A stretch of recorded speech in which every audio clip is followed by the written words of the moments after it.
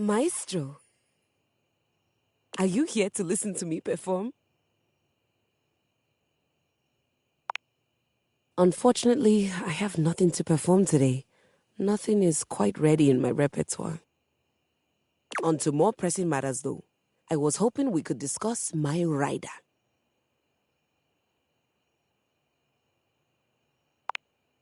A rider, it is an agreement between the performer and the promoter. I'm sure it's not your fault, seeing as how we've never worked together, but there are certain things I require if I'm expected to give a great performance.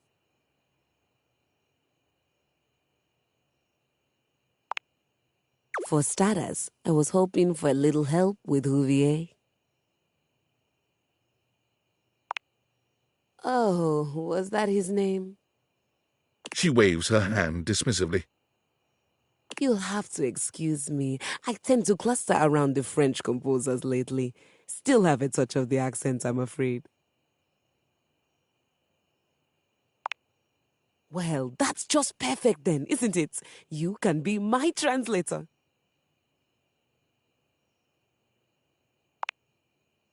Sorry, I don't know that word. Please tell Huvier that he needs to do something about the dust. It's awful for my pedals. Any more of it and they'll begin to stick. I really did try to explain this to him, but the language barrier was just insurmountable. I'll need a bit of help with Hector too, I'm afraid.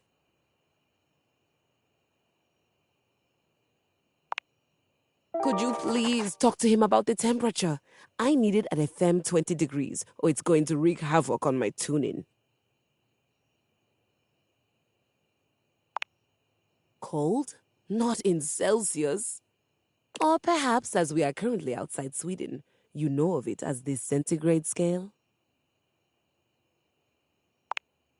Honestly, I think my accent got in the way again. Same with Lux.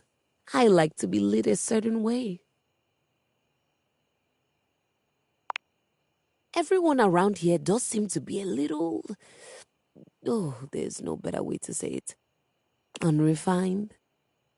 Speaking of, do we have a lighting designer on staff? That's all right. I was somewhat prepared for this. My friend Celeste was on a loan to a community theater once, and she told me all about their adorable little budgets.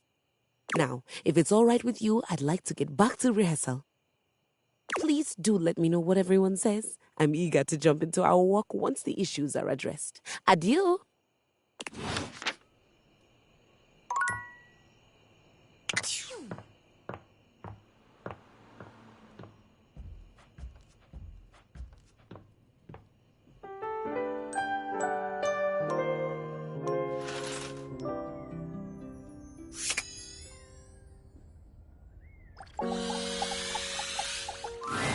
It's hard to make sense of what you're seeing. Are the date viators glitching? A mass of pixels, artifacts, corrupted warnings, and static regards you with a chilly indifference. Or what seems like indifference anyway. This entity is difficult to read. I don't bite. I think. Do I?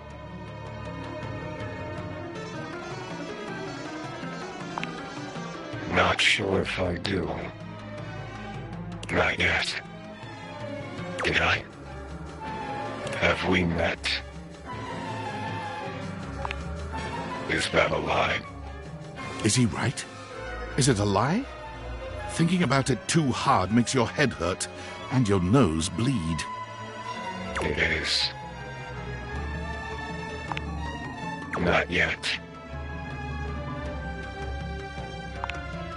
Is this frustrating? It is. How about now? It is. Would you tell me if it was? Well, you can't, so. Would you lie? Not. Yet. And yet. And yet. And yet. You want something. Pick your poison.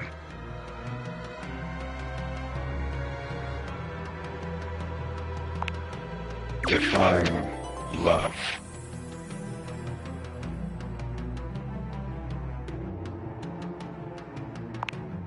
Opposite. Love. Like this.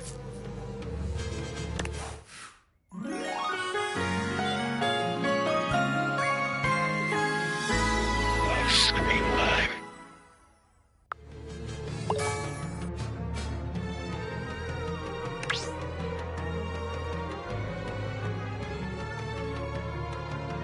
Done. Flirty giggle, chuckle. See? No biting. Flirty giggle, chuckle. Not yet. Flirty giggle, chuckle.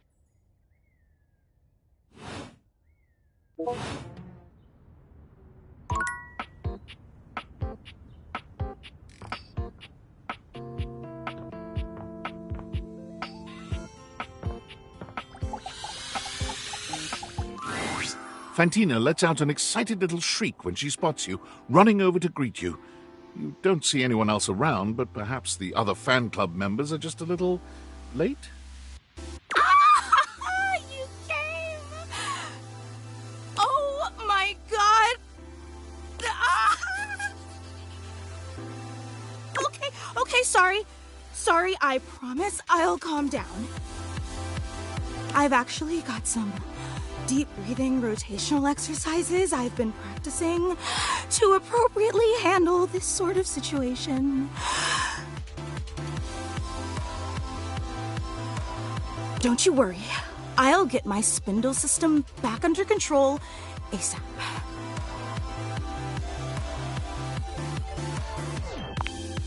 Even when I think I know every wonderful thing about you, you still manage to surprise me.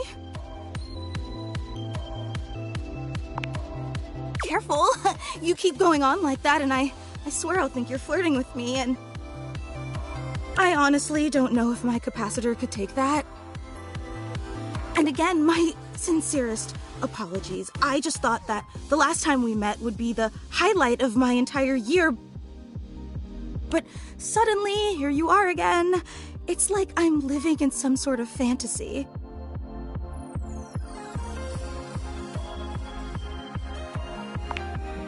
You're being much too modest.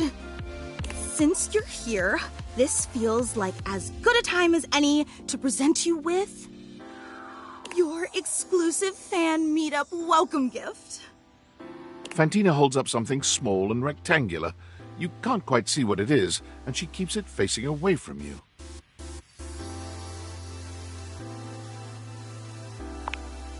Of course, you're our guest of honor today.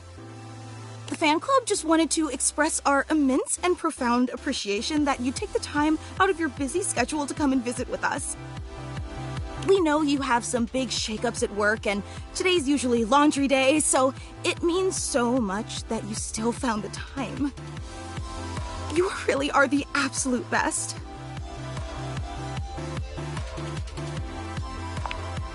I'm just doing my best to compete with you. So, without further ado, may I present your likeness crafted out of pasta. She turns your gift around to face you, and it's just as she said it was. A crude but sweet rendering of you in pasta. I hope you like it. I wasn't sure if you were more of a rigatoni or penne fan, so I used both. With just a dabbling of fettuccine. So what do you think? Do you like it?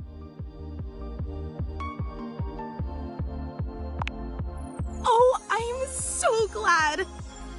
It took me like 8 hours to make, which may seem like a lot, but pasta is actually an incredibly volatile medium. Michelangelo may have been a whiz with marble, but I'm I'd like to see him try to sculpt something out of rigatoni. It warms my spindle to know how much you love it. Again, the fan club is just so incredibly appreciative that you stopped by.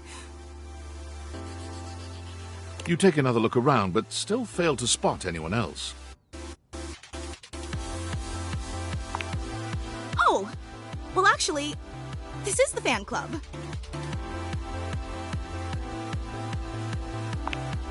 Not exactly. Well, I suppose I should probably address the circulator in the room. Okay, but try to reserve judgment until you hear the entire story. The fan club was me and Gary. We've both been your biggest fans since literally like forever. And we used to share the job of orchestrating the fan meetups to make sure no one would have to shoulder too much of the load. To make sure that nothing would clash with your fantastic red shirt. Big job. But recently, Gary and I, well, I guess you could say we've been having clashes over the direction of the club. There were some new initiatives that I'd been championing that he just wasn't on board with. And he's obviously completely allowed to voice his opinions. I think that's essential in democracy. But as your biggest fan, I just didn't think that Gary really understood what this fan club was all about. So we opted to go our separate ways, and now it's just me. Wait, you're disappointed, aren't you?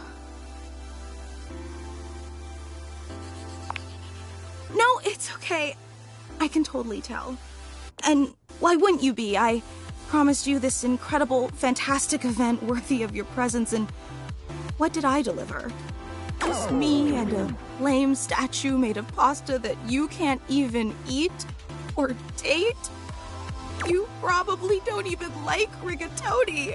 A real super fan would have known that.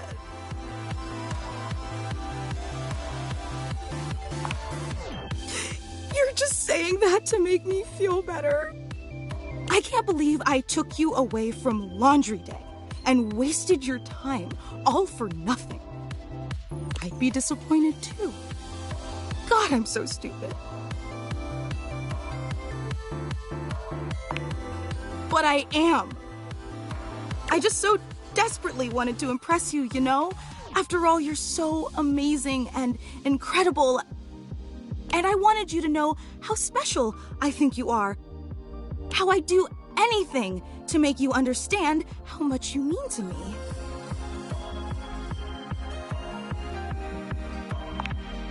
Really? In spite of everything? In spite of the rigatoni? Let me make it up to you. I don't want to overpromise, but remember the initiative that Gary and I butted heads about? Well, I've been waiting for the opportune moment to reveal that project, but I think now is the right time. So, if you'd be willing to give me one more chance and come to the next meetup, I'd love to unveil it for you. I know it's an imposition, but it'd mean the world to me. Would you consider coming for me? Every time I don't think you could be any more awesome, you go and exceed all my expectations. I promise it'll be an experience you'll never forget. I hope to see you soon.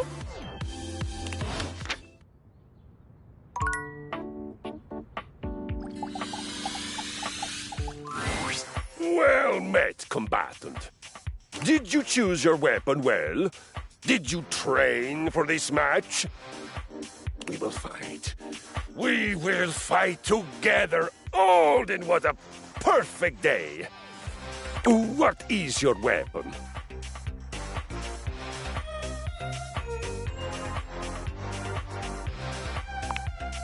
A deceptively simple and versatile weapon. What will you do, huh? Scoop out my eyes. Bury a flaming chunk of peat moss in a hollow of my throat.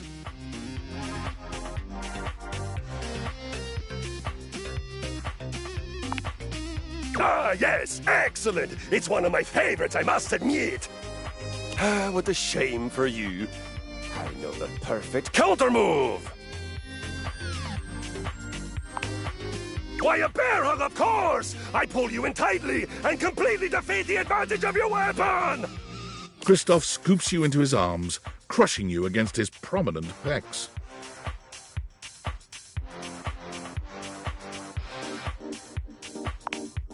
That I am. It's part of your training. A warrior must always be ready for physical intimacy. He holds you closer, lifting you just a bit so that your nose settles into the crook of his neck. This is not the sort of violence you were expecting prior.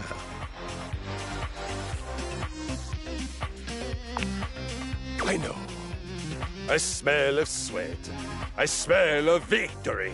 I smell of manliness.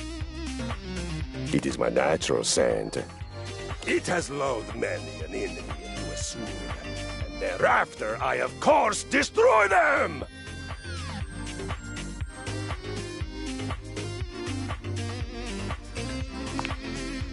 There's time for all that later. Right now, we do violence. It would honor me and make me less likely to kill you out of boredom if you would focus.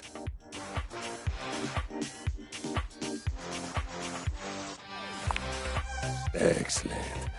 Now, you are swooning. Both of my eyes are intact in my head. I have you in a brutal yet pleasurable full-body embrace. Choose your next move boldly.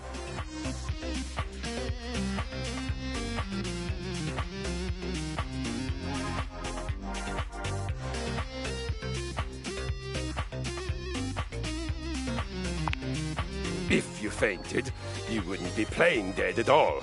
You'd almost be dead. Actually dead. I believe it is time we come squarely face-to-face plate with the facts. You are bad at violence.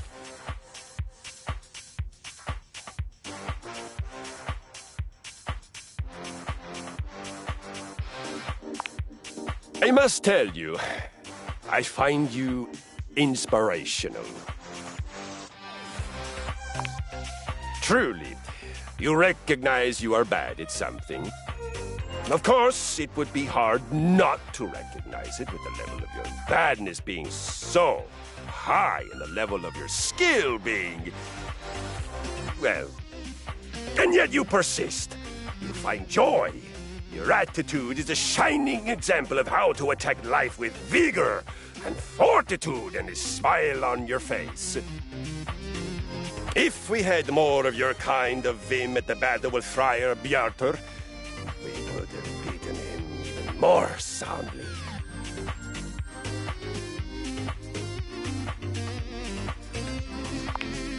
And on you go, inspiring. Spouting wisdom like some fountain that's also bad at violence. I love it. But I must ask, your words lead me to a thought that perhaps you would like to be better at violence?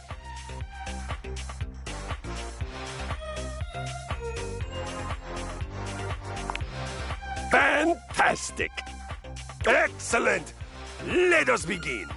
The first and most important thing for doing violence, for you, I would call it exercise. You have made great strides in declaring yourself willing to learn. I will be magnanimous and meet you halfway. The first thing we must find in exercising is the why. Let us find your why. Tell me, what is your most powerful reason for wanting to sweat, breathe hard, and learn my noble art?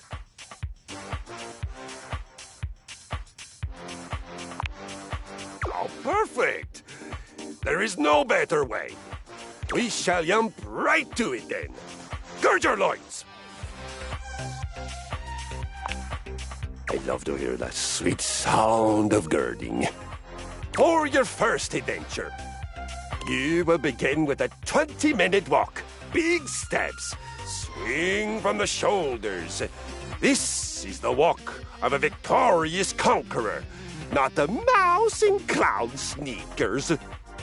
Remember to breathe from your belly and feel the energy of the earth and the sky moving through your body and electrifying you. You can do it. Don't forget to come back and tell me how it went. I'll have a new mission for you on your return.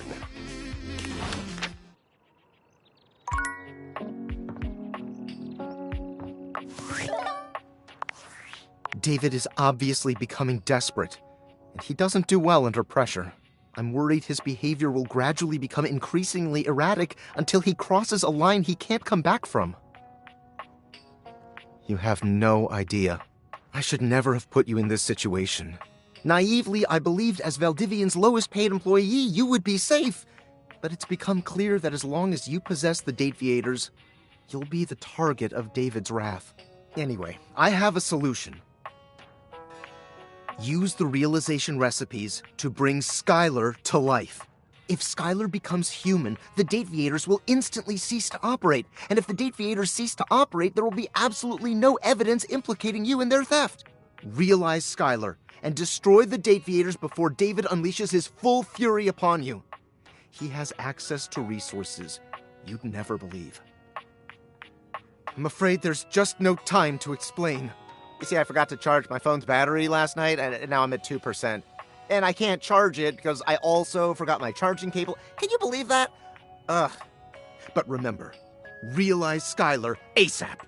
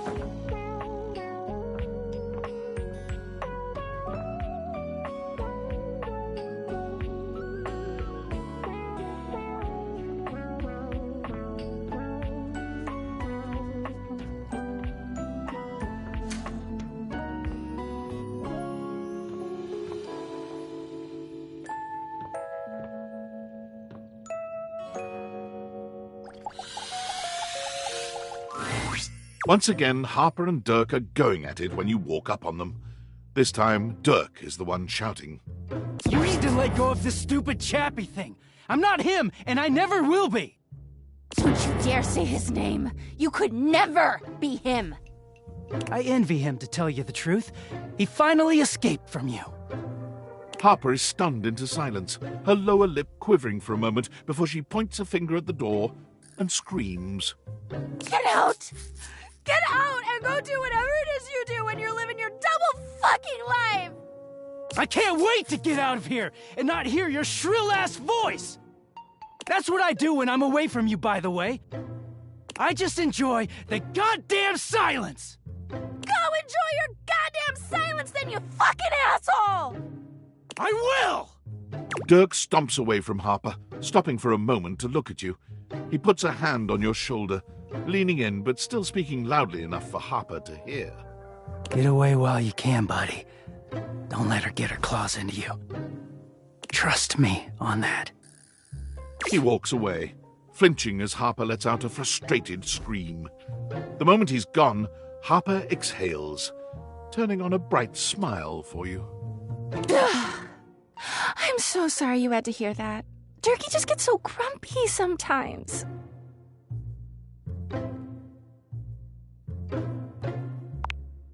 Oh, he's happy all the time when no one else is around. He just gets brave when he has an audience. You seem like someone who gets relationships. I've been thinking a lot about my relationship with Turkey lately. You'll listen to me, won't you? Oh, good. This way. Harper grabs your hand, dragging you over to a quiet corner of the room, overturning a box to allow you to sit. She lies on the floor, as if she were at an actual therapist's office. It all started a few years ago. A lot of things come through this laundry room, you know? You forget a lot of stuff in your pockets, sometimes you find it, sometimes you don't. And this time, you'd forgotten chapstick in your pocket. God, what a stick of chapstick he was.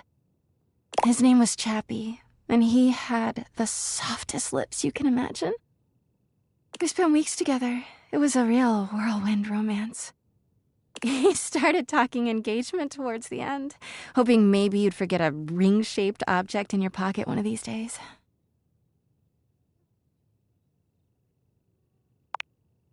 Well, you found him again later.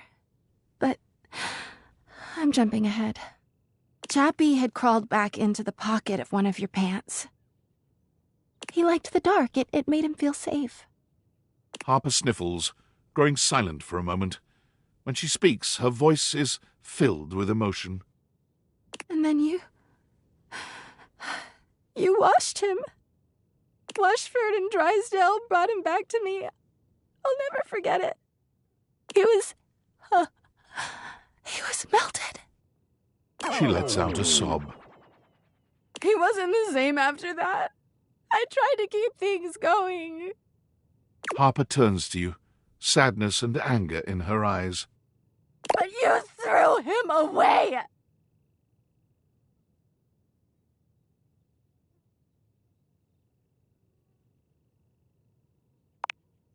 That doesn't make it better! Anyway, ever since then, when Turkey gets washed by Washford and Drysdale, he leaves. And when he's up there in your closet, he pretends he doesn't know me. I've gone to see him so many times. I've cried and screamed and practically kicked his door down.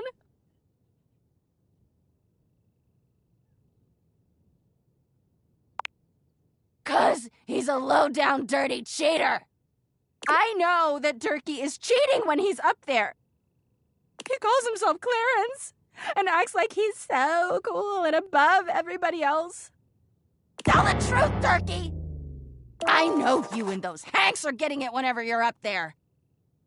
And he's got a stream of objects coming in and out of that closet. I know it. Good. Everyone's always like, "Oh, how do you know, Harper? How are you so sure?" She taps her temple. Hamper's intuition, honey. I know how nasty he is. I know he can't go that long without getting some. Anyway, I've been thinking a lot about our relationship lately. Obviously, I've done nothing wrong and never have. But I just love my Durkee so much, even though he hurts me so. I just don't know what I should do. But I love him so much. I just can't do that. Well, I guess I should go. Durkee could be doing God knows what out there. I gotta find him before he cheats on me. She sits up, smiling cheerfully. Thanks for listening. I feel so much better. Bye!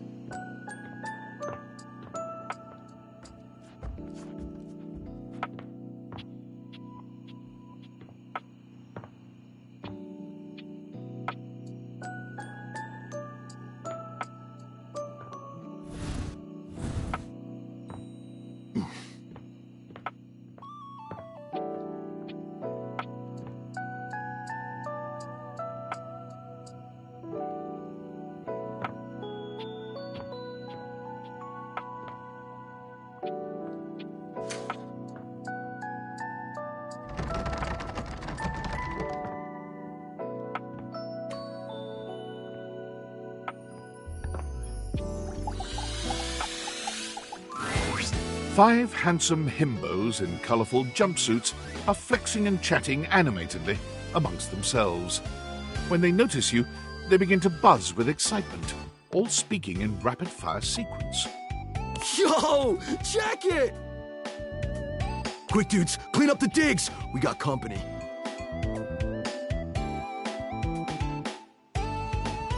Some real fine company, if you know what I'm saying. How's it hanging, homie?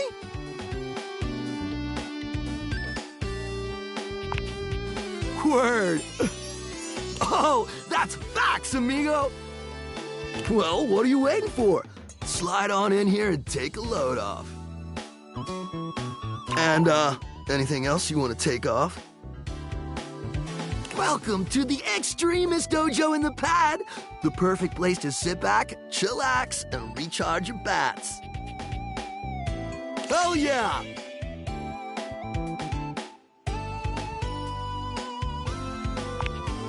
Fire! Right now, you're hanging with the wildest, dopest, gnarliest squad of bussin' athletes around, homie.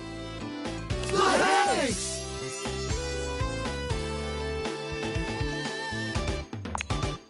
Yep.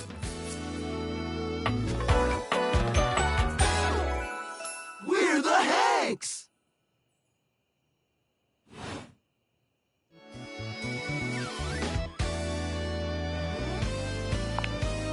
Numbers are kick-ass! The Hanks all stand in formation, each of them striking a unique pose as they introduce themselves. You get the distinct feeling they do this often. I'm Hank number 1. I'm Hank number 2. I'm Hank number 3. I'm Hank number 4. And I'm Hank number 5. We're the Hanks! Brought to you by Red Bull.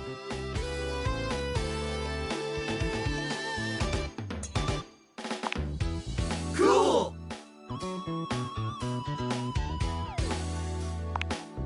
That's right! We're the wildest, most fearless, gnarliest squad of extreme athletes in the house! We base jump, we lava board, we cheese roll! If something's hot enough, we'll ride it all night long. We laugh in the face of danger, even though we probably shouldn't. We've tasted the adrenaline of them all.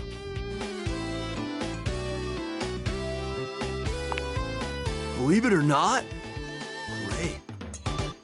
You wouldn't think that, but it's actually true. High-key slaps, bro. Oh, we're way beyond junkies, hot stuff. It's legit insane, but no cap, we live here with you. We're casa roomies, amigo. Right? Life's way more kitschy with friends. Or friends with benefits. That's why we partnered with Red Bull. Red Bull's our sponsor, brah! Their bowls have the most riz, no cap. And they're not just a sponsor, they're our fam. They fuel our adventures.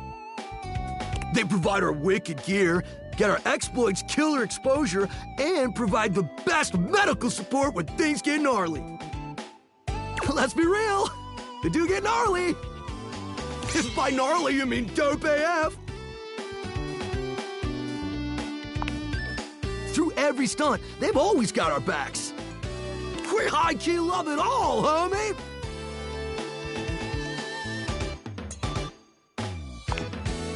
Yep, a broski always prepares. You never know when a ripping thermal or base jump opportunity's gonna come your way. Yeah! It is! Speaking of which, we were just about to head out for a little hang gliding. It's just like hang gliding, but with us. You know, the Hanks! What do you think? Wanna come?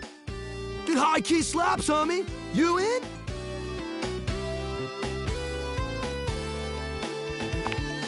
It's goated, bro!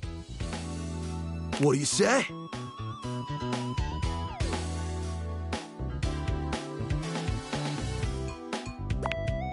Sweet! You're one adventurous spirit. We love it. Epic. Just remember to stay focused and trust the wind. And hold on to me real tight. Follow our lead and we'll be shredding thermals in no time. Get ready to soar, house homie. Thanks away!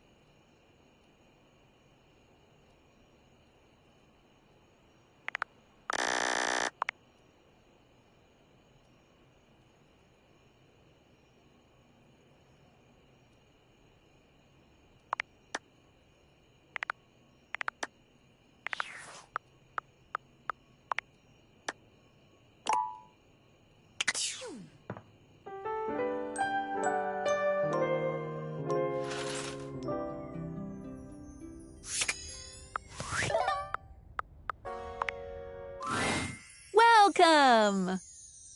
What can I do for you in my main menu? Oh! Oh! No. Well, just not yet. When Franklin least made me, it was in a sort of a mad, passionate rush of scientific fervor. There were unintended consequences, like realization, which is a good thing. But one of the issues with realizing an object is that each of us can only leave once our own little purposes are complete. Some of us here still have things to do before we go. I call it unfurnished business. Thank you very much. It's trademarked. Each of us can't become a human if we have unfurnished business, reasons we need to appear in this house. None of the others know why exactly this is, or what it might be that we need to do. Oh, but I'll always tell you when I see it and forbid you from realizing that individual. As for me, well, I have the most unfurnished business out of anyone. I have to be here to help everyone else get realized, so I gotta go last. Sorry to be the bearer of bad news, but if you want me realized, you have to get everyone else realized too.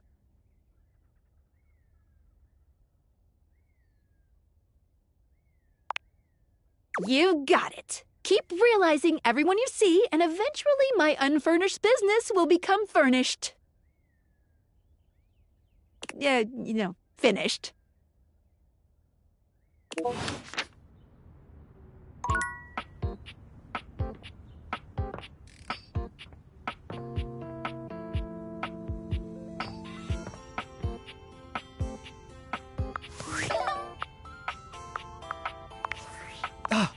It's me, Tinfoil Hat.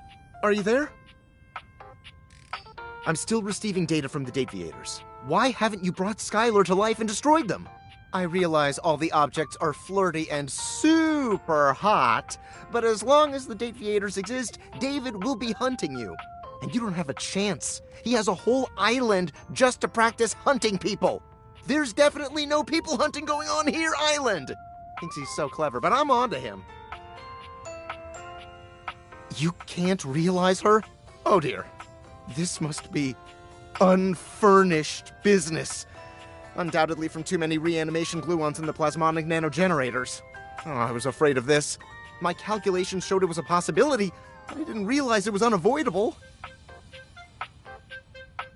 Alright, change of plans. If unfurnished business is inevitable, then you'll need to bring every object to life before you can realize Skylar and destroy the Deviators. Any questions? I'm so sorry, it'll have to wait.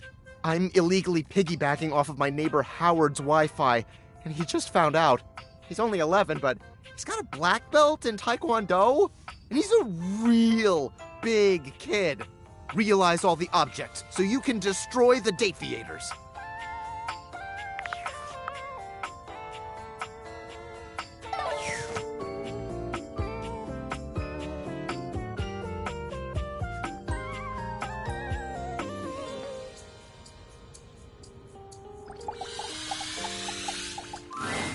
Again, nothing. The greats. The greats are calling.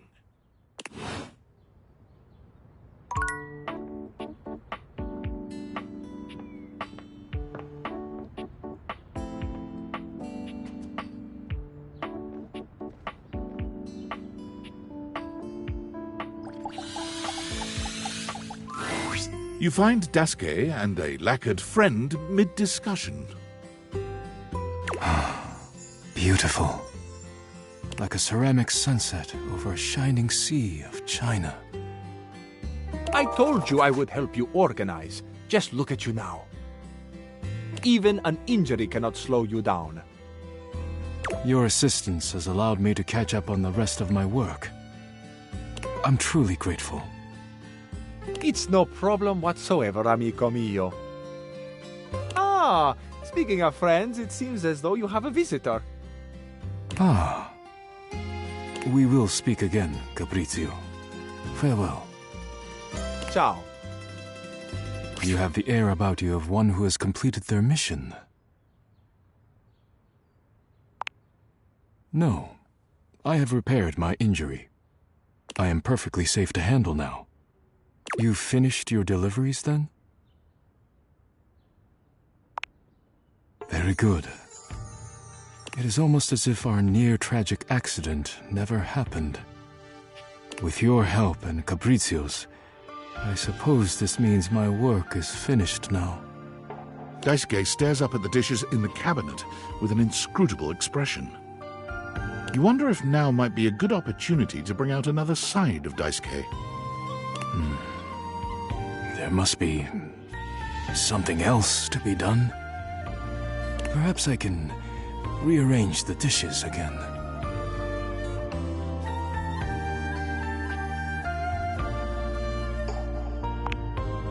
Is it ever really a good time to relax? But you are not wrong. I suppose I could spare a moment to sit. Would you care to join me?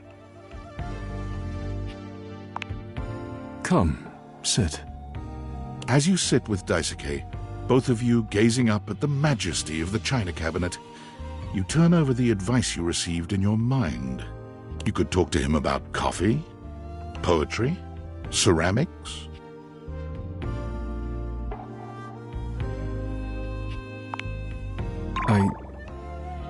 Who told you that? Beverly's job is to dispense beverages, not secrets. I have been betrayed. I am not hiding it exactly, but I am not sharing it either, I suppose. I suppose you must think it strange for a dish as serious as I am to be writing poetry. Romantic? My poems were never love poems. But I am glad you seem to be a lover of poetry just the same. It seems like such a simple question. Friends, lovers, hobbies. I dropped them all one by one. They were pleasant, to be sure, but a distraction. When a relationship ended poorly, I often thought of how much time I'd wasted trying to please others. When a hobby reached a plateau, I felt as though I let time slip through my fingers, time I could never get back. When I work too much, I do not have similar regrets. Or at least, I used to think so. Being forced to slow down has shown me perhaps my priorities have been incorrect for years. Now, faced with a quiet moment and friendly conversation, I find myself woefully inadequate, like a broken plate fused together with hot glue.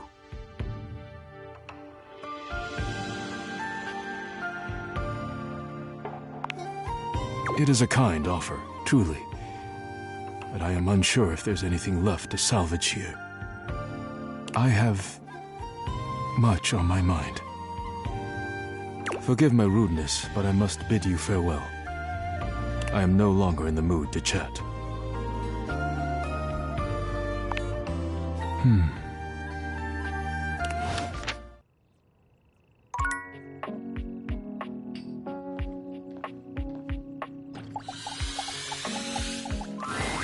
You're back! You actually came back! I mean, I know you said you would, but I figured you were just being polite. Oh, I'm so happy! Well, let me be a good hostess and fix you a drink. What would you like? Excellent! So, what'll it be? Ooh, so minty and fresh. It's kind of like brushing your teeth at the bar. That sounded more appealing in my head. Coming right up.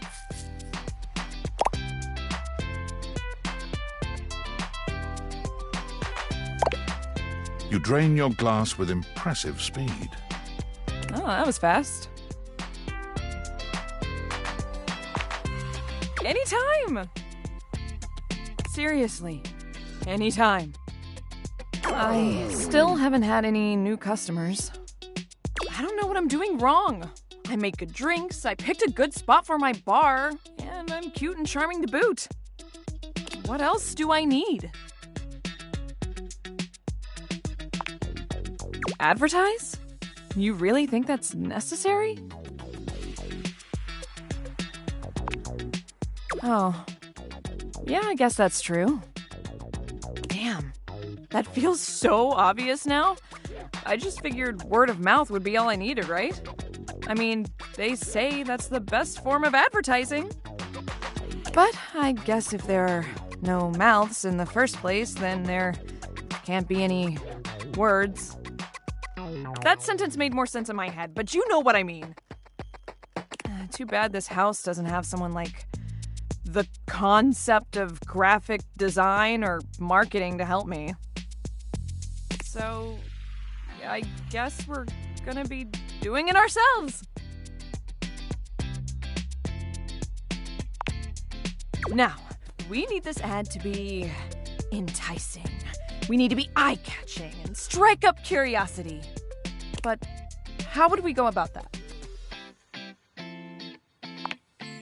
Yeah, okay, let's do it. Which of these words do you feel best describes the atmosphere of the tipsy tumbler?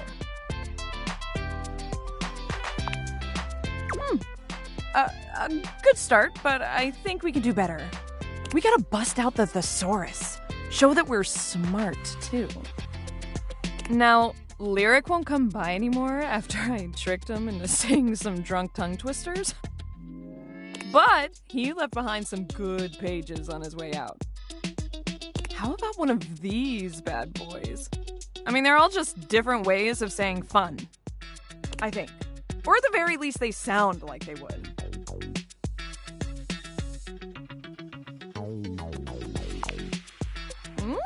That's fun to say. Vivacity. Vi-va-ci-ty.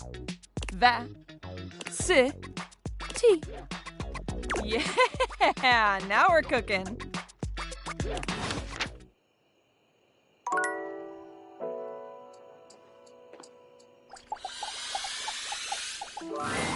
Welcome to Roofbox, the home for all your coffee needs. Kopi gives you an awkward smile, fidgeting with her coffee implements. She keeps looking at you as though she was searching for something. Oh, well, it's, nice to see you too. You're, that's right.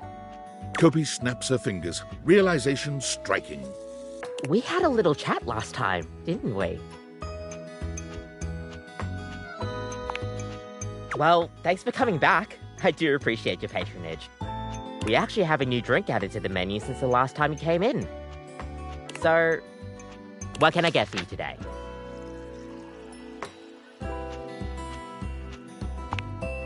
Right. Just, remember that the Irish coffee is going to be a little different. Make sure you can take your alcohol. Kopi makes a lovely cup of coffee in her expert way, topping it off with a generous pour of cream. You could smell the alcohol even before she hands it to you. And there we are. Enjoy. Is there anything you'd like to know about the Irish coffee? Well, it's just how it's made. You really need to use Irish whiskey. Any other alcohol won't really work. Irish whiskey is more smooth and has sort of a hint of vanilla in it. That really makes the coffee shine through.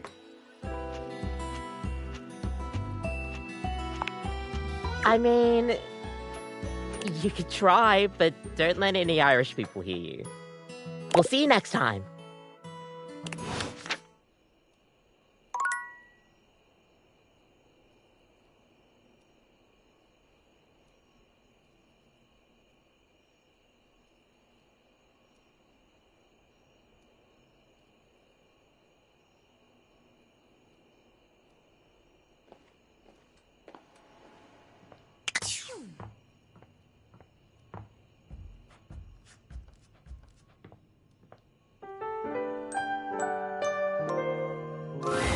Your room is dark and cold, and though you may have gone to sleep alone, you can feel someone else here. Nightmare looms over the edge of your bed, at once friendly and disquieting. Is it you again? Ah, you're back. I've been contemplating what to show you this time. What may unsettle you, get your blood pumping? This time I think maybe you're speaking in front of an audience. Is that scary alone? The thought of being vulnerable in front of so many people? Expecting eyes on you, knowing if you misspeak even once, they won't respect you. They might not even like you, or be able to stand you. Your words tumble out and you start mixing them up. You can feel your heartbeat in your ears. The spotlights on you make you start to sweat. You start to get your lips under control and the words start to flow the way you intended. Then your tongue presses against your front teeth and they give. One of your teeth slips out of your gum and down onto the podium in front of you. You stare in horror. You reach to pick it up, and then A canine tooth drops to your tongue. You let out a petrifying, guttural scream as your own teeth fall loose from your gums. A tickle in your throat makes you cough. The people in the audience gasp, retch, lean back, flee from their seats. You're coughing up more teeth. They come out of your mouth and into your hands bloody. Your mouth is just gums now, but the teeth, they're still coming. Tears prickle in your eyes. Then you try to apologize to your audience. You realize you're a monster. The teeth clatter to the podium, and...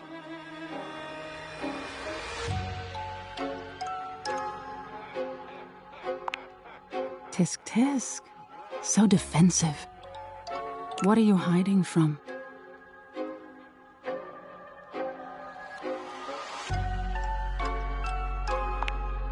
Is that so? Why don't you tell me what really scares you? There must be something you're hiding away. Something a little deeper. A tad more frightening than bugs and blood and teeth.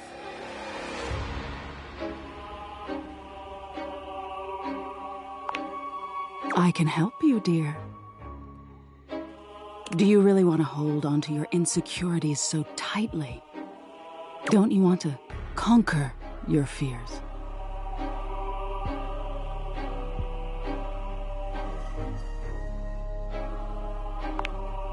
Fascinating.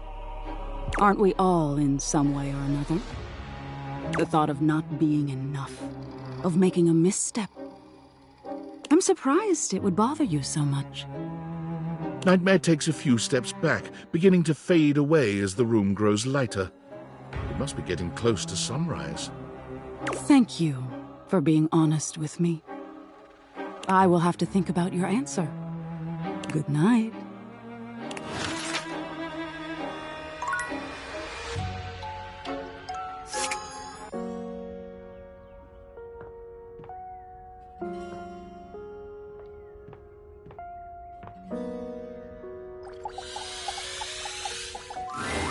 It takes you just a moment to properly evaluate the figure standing before you. Her hair and clothing are such a jumble of various holiday decorations, it throws you. What time of year is it again? Have you truly been locked in your house for so long that time has lost all meaning? She is adorable, though, and her energetic greeting shocks you right out of your quiet contemplation. Hey, boss! You've caught me at a bad time. Heading to work. Well, the other work. Or is it the other work? What day is it, anyway? Oh, what's up? What do you need?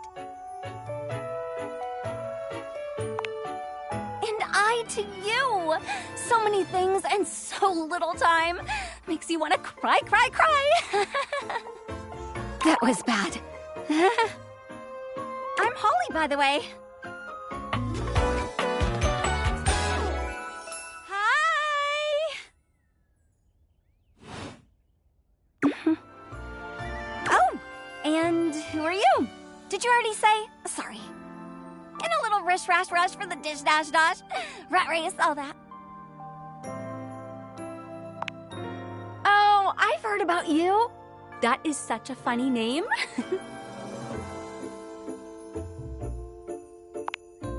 Just some tidbits. Anywho, I'm so sorry, but I'm already running late. Love to chat more, though. I'm working a double, then open and closing tomorrow, but swing by first thing in the morning. That's when I'm usually able to sleep. That work? Great. Okay. Bye!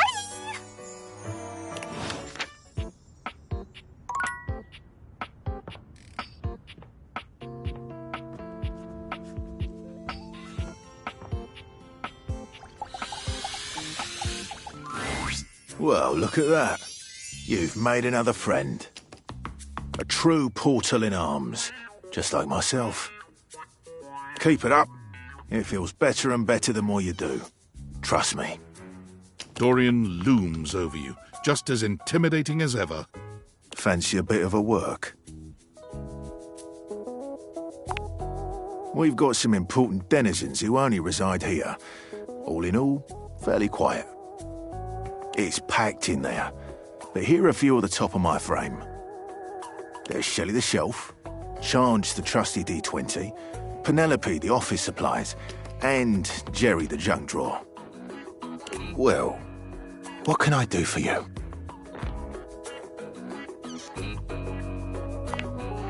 She's supportive.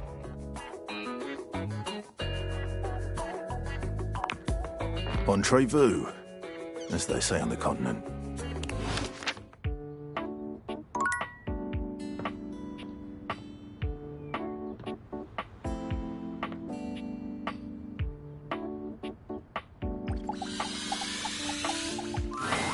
Is this stranger your junk drawer, or the physical embodiment of clutter?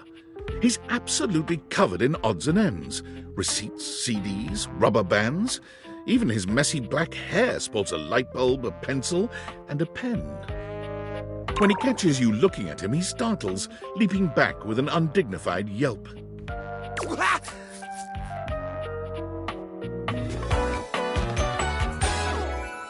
Whoa, Nelly! Whoa, Wolf! Cheese and crackers, you startled me. Hey, next time you open a guy, knock her something first, huh? I'm not used to so much light. Besides, sudden jerky movements like that risk disorganizing my collection. Oh, yes. Of course. Sorry. Been a while since I've had a guest. Welcome to Jerry's Junk Drawer, the finest collection of curated treasures in all of the house. Feast your eyes upon knickknacks and gewgaws from parts unknown.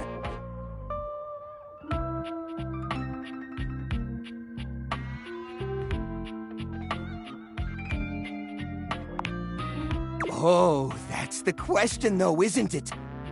Where did this nail come from? What picture frames did it hold? Is that really rust, or is it actually some sort of newfangled orange snack coating? Jerry lifts the nail to his lips, giving it a test lick. Nope, it's rust. Tetanusy. So, what do you think? Why, it's a collection of lost things, each one forgotten by the world, each one a story. This button, for instance. Perhaps it was left behind as a clue from one lover to another, a modern-day Cinderella slipper. Take me with you, it says, and know that once you find the collar that matches this tragic button, you have found your love again. And this mysterious strip of papyrus, perhaps a missive from an ancient land, perhaps a treasure map. Oh, the wonders we could glean if only we could decipher these symbols of black and white bars.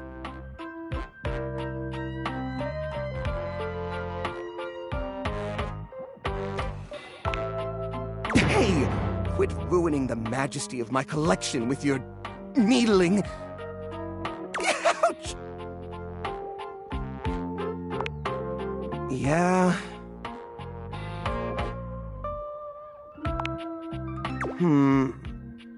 Yeah, I guess so. But it's not so bad. You just need to know the right way to tilt your bones to work around it. It's like a game of limbo, but, you know, forever.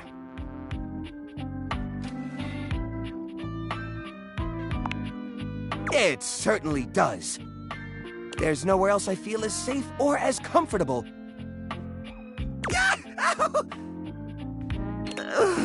Just stepped on a thumbtack.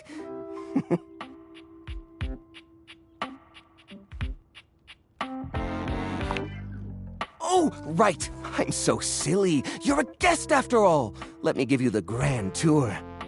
On the left, we have a lovely spread of exactly 2 cards from a standard 52-card deck. Now, the average viewer might say, Jerry, it's only 2 cards, just throw them away. But connoisseurs like you and me know better, don't we? After all, the last laugh will be ours when we find the rest of the deck and save ourselves the cool $3 it would have taken to buy a new one. That's 300 pennies, my friend. As a side note, we will be seeing quite a few pennies later on the loose change section of the tour. One of which might be one of those valuable misprint pennies. I still haven't gotten around to checking. Coming up on your right are a series of mystery bolts that probably attach to something in the house. Just past those is a single rubber band. Could be useful. Oh, and look! Now this is a dead fly! Ooh, look over here. You'll love this. This here is an antique wire from some old electronic from the early 2000s.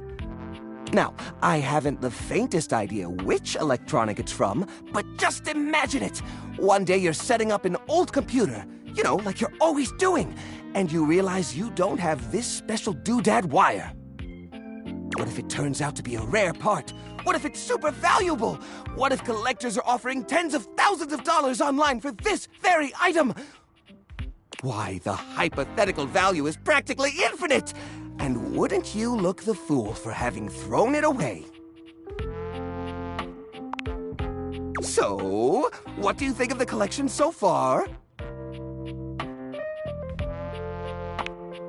Oh, well, gee.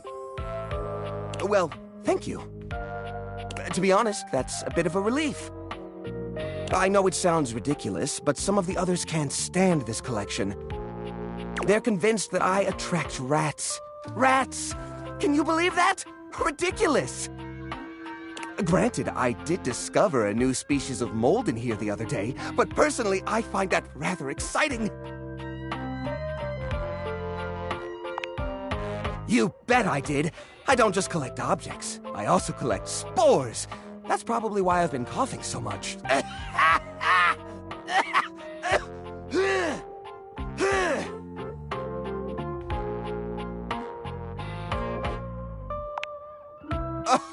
Oh, these spores are definitely exotic. I can't find them in any of the encyclopedias I've been browsing, or the medical websites. The doctors have never seen phlegm of this color.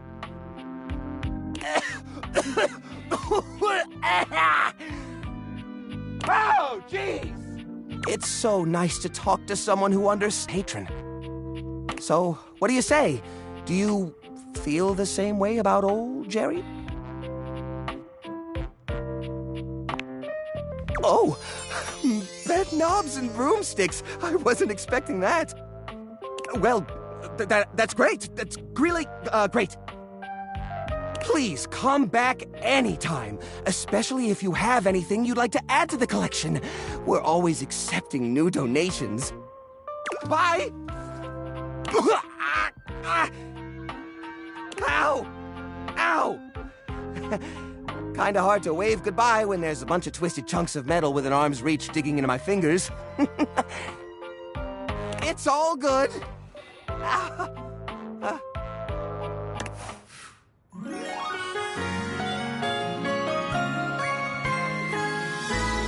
get so dizzy when I talk to you. Or maybe that's just the tetanus.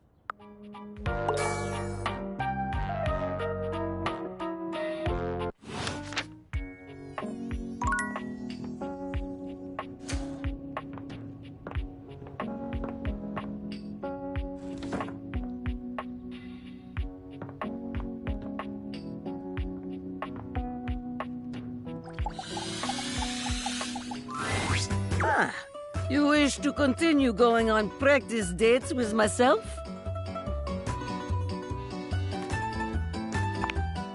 Here are the potential locations for these dates. Here we are. Shall we share appetizer, dear date?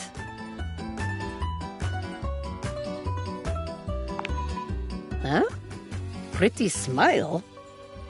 Me? Perhaps you are meaning someone else? This imaginary restaurant is filled with people. Like herring in the barrel, as my father always said. Perhaps our waitress has impressed you with her pretty smile? Oh, well.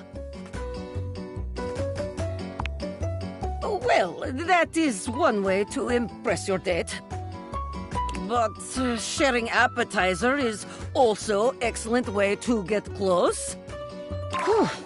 Let us move on. Our food has arrived, and I am eating my steak with great enthusiasm. What do you do next?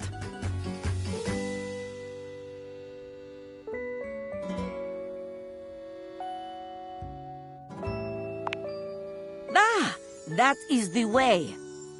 There is no greater joy than gazing lovingly into your date's eyes and taking a bite of food from their plate. Romance, spark, sensual generosity. Top marks. And now, our final question.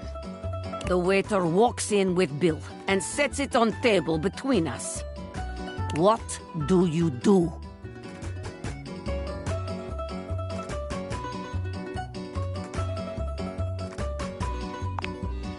Oh, it is like that, is it?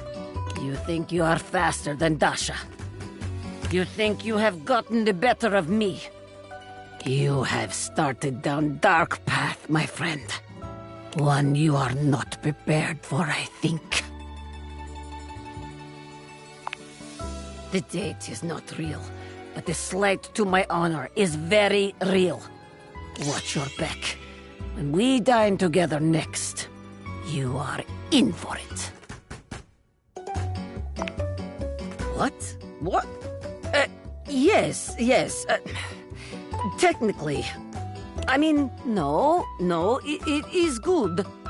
I do not like to lose in this. Let us move on.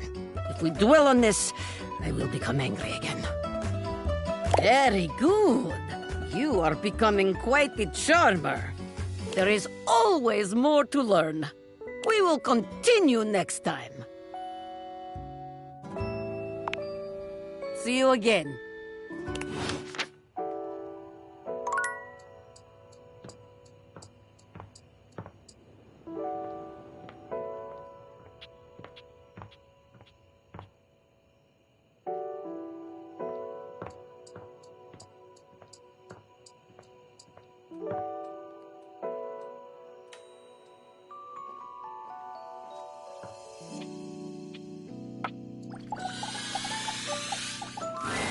Oh, you're back. Try not to bore me too much this time.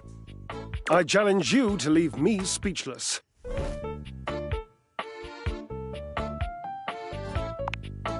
Well, look at you. That may be possible. I do adore trying new things.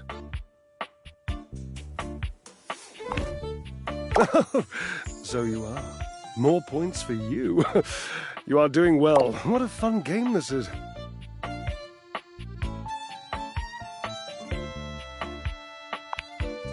My, look at you. Collecting all the points and the gold stars and the defending of the personal freedoms. I love it. You know what else I love? Flowers. Big bouquets of them. Birds of paradise are my favorites. They're impossible to get here.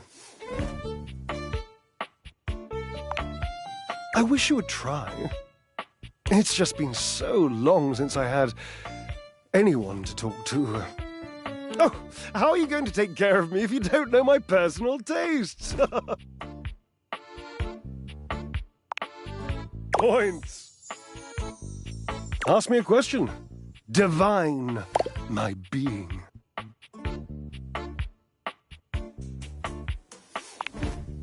Forever and perfectly a combination of lavender purple and baby blue, culminating in a sultry, subtle, undeniable periwinkle. Next question. Sultry, my darling examiner, I am seduced by beauty.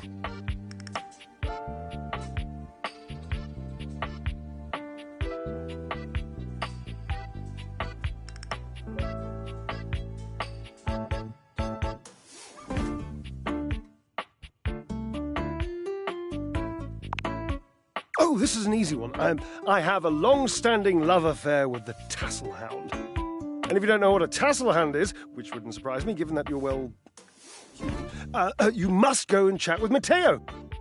Yes, so damn many of them, you know, and they're adorable.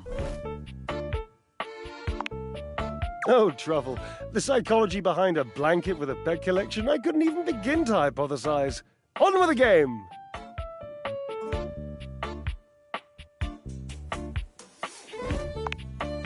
Well, of course, silly. We are stackables, after all. We are not brothers or anything incestuous as that. Just a mere 25-year fling. Yes, I suppose, But time means less to me than some others I know. It's been a blink of a timer setting, really. Years. Years. It's been years.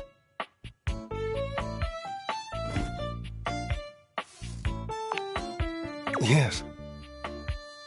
And that must be the end of your game, because it was by far the most important and tricky and insightful question. And since I answered all of them correctly, I win! I love to win. Oh, I love gold stars. I love Washford. I love Washford. Oh, damn it. Drysdale runs a hand through his hair, shaking his head. Oh, God. I can't tell you how inconvenient this is.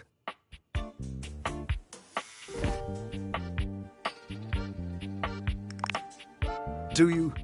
Truly? Ah, so many don't. No, not that I've confessed or confided in anyone else in this linoleum gossip shop.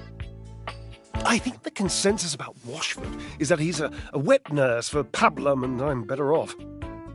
Or it could be also that I'm a flighty and performative hot air balloon and he's better off. But either way, I just couldn't stand to hear it, so I've never asked.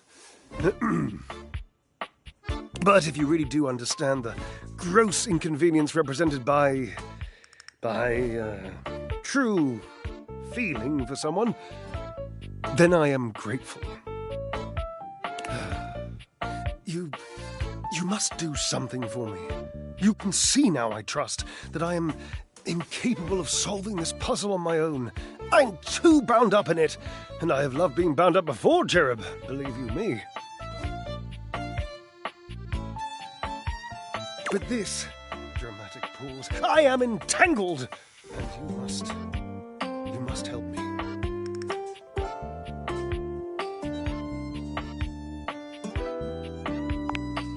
You must talk to him for me. You must, please. Try to repair this chasm, this rift. It's like a new stained canyon has torn its way through my heart. Will you, please?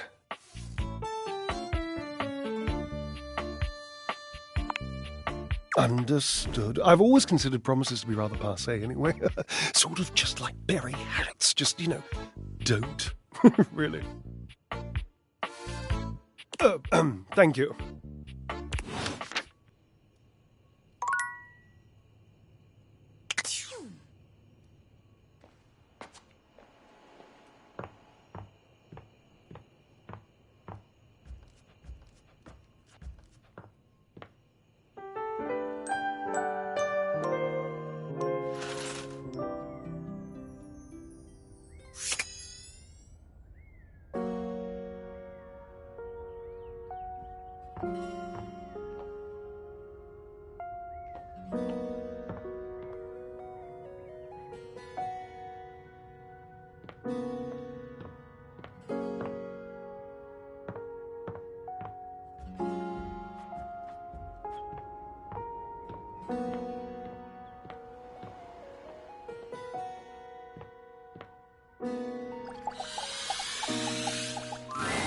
Oh, look. A fantastic red shirt. I imagine you want me to swoon. You may have wandered with mad disquietude into a world which will overwhelm you. I must confess, there is a part of me which longs to see you drowned in it. Drowned in the darkness and the sorrow, if only so that I will be understood in the eyes of one who is drowned like me.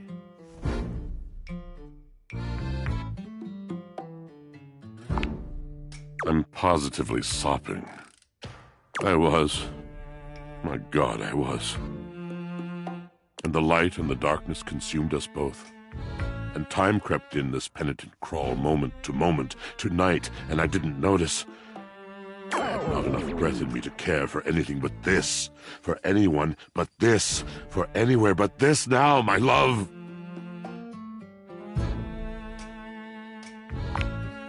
Come with me.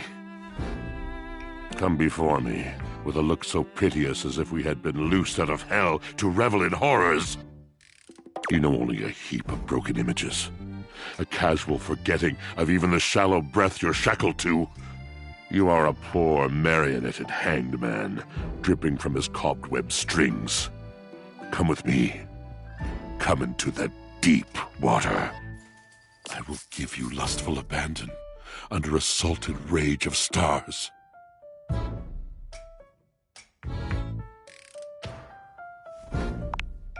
Have I captured you? Love comes in so many forms, you see. It does not have to last forever to be true. We can be shattered in a moment as easily as in a lifetime. I can ruin you for an afternoon, and in the years to come, you will dream about your hour on the high cliff while you trudge through shadowed valleys. Anything real is an honor. Anything real is a shrieking exaltation to love.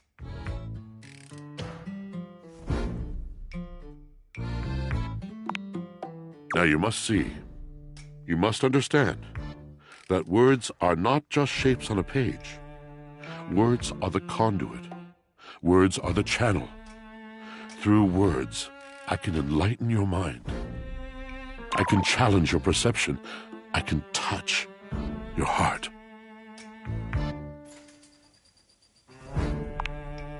I am a poet, dear one. I can touch anything I want.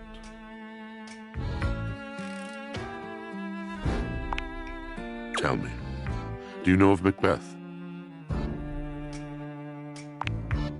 I mean nothing of the sort. I do not dabble in that drabble. I speak of the tragedy of Macbeth by William Shakespeare, circa 1606.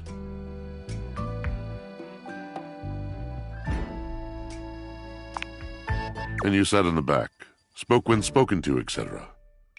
How disappointing.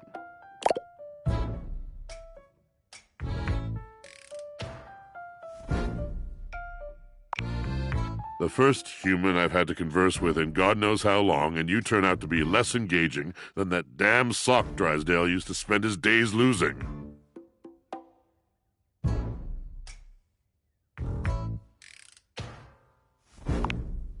Oh, don't I? Now who knows nothing? That isn't why. It isn't that you don't read the same books as I. It's that you had a chance to read anything, any luminary from the canon of the human soul. Something that could have illuminated and burst open and changed you, and you chose to skim through the cliff notes in the back of the room.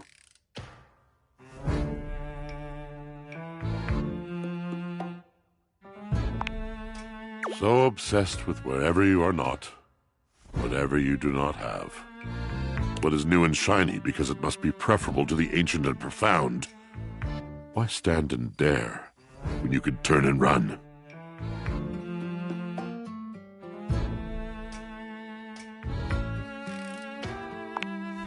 My guess is you never really tried. There is another poem I think you might like, one that truly sums up our relationship. It's by T.S. Eliot, one of my personal favorites. This is the way the world ends. This is the way the world ends. This is the way the world ends. Not with a bang, but a whimper.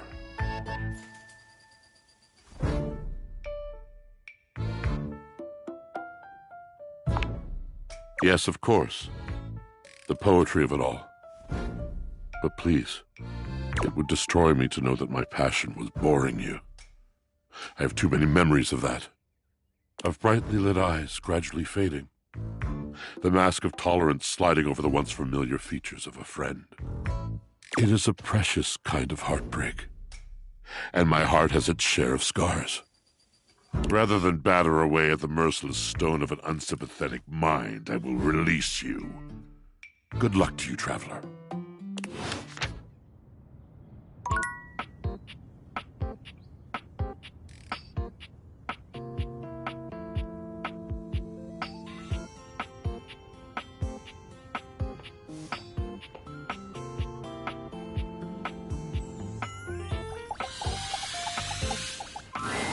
You don't see Daisuke right away, but as you approach, you hear him calling out to you.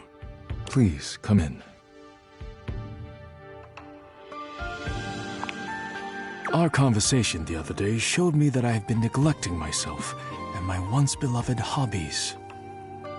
And with my work done for the week, I found myself going mad for want of things to keep my hands busy. It felt like a good time to remind myself there's more to me than my deep and abiding love for dishware.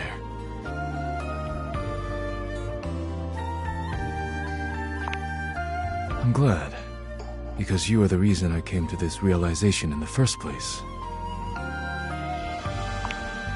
Indeed, when you injured me earlier, I was furious. I thought my worth lay only in my work, and now someone had taken my work from me. But being forced to lean on others allowed me to do things differently. I am embarrassed to admit that you and Caprizio have even improved on my processes in ways I hadn't imagined. I am far more efficient now. So if you'll allow me, I would like to invite you to indulge in a passion of mine. Poetry. He gestures to a table laid out with paper, pens, and a few lit candles. It's all terribly romantic.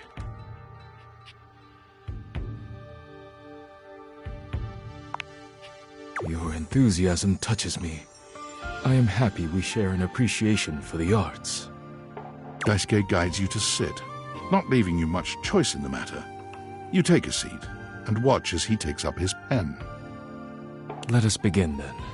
Do not overthink it. Poetry is best when it flows from your mind to the pen with as little interference and delay as possible. Do not overwork your words, and do not worry about how it sounds. Simply write with your heart.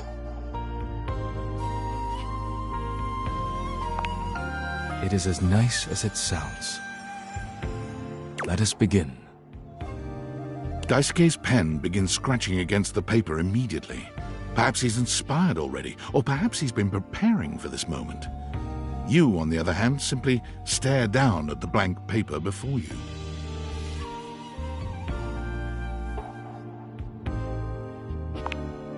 You feel inspired by what's been building between you and Daisuke, and you remember that Beverly said Daisuke would love a poem written for him. You begin to write. You are writing away there. I look forward to seeing what you have produced. Already? Wonderful.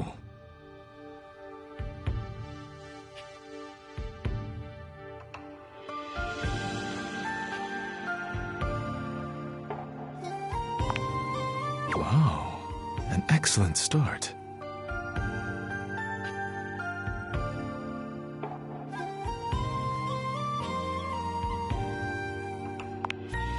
Daisuke stares at you in silence for a few interminable moments.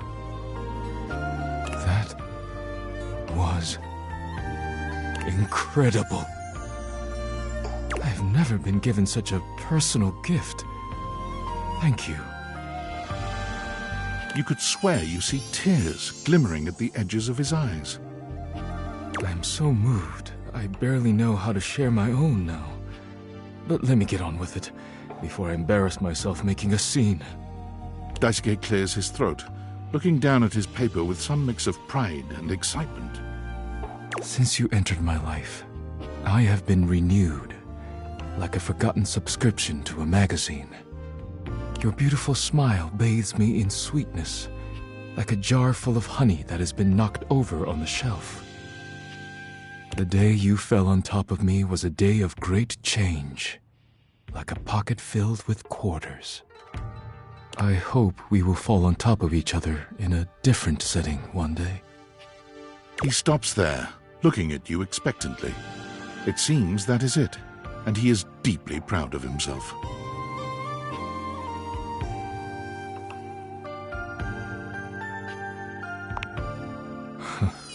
You are too kind. Thank you. It has meant much to me to be able to share this part of myself with you. Thank you for being here with me. You and Daisuke sit in a pleasant silence together.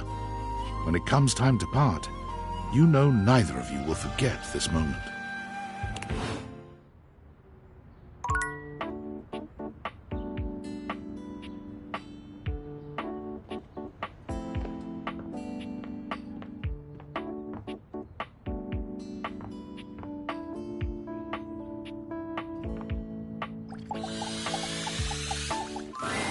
The first word that comes to mind when you see the large cowboy standing before you is solid. This guy is big, and he looks built to last. You might be intimidated were it not for the kind expression on his face and the sweet way he doffs his hat at you. No one's ever asked you this, but if you had been asked to imagine what your table might look like as a human, you think this would be pretty close. We've known each other for a real long time now, but we ain't ever been properly introduced. So, first things first, name's Abel, and I'm your table. And second, that is one fantastic red shirt you got on.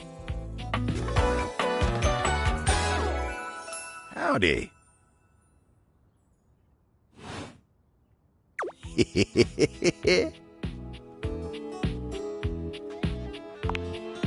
Pleasure's all mine. You know, as a table, it's my job to hold things up all over the house. And I take my job real serious.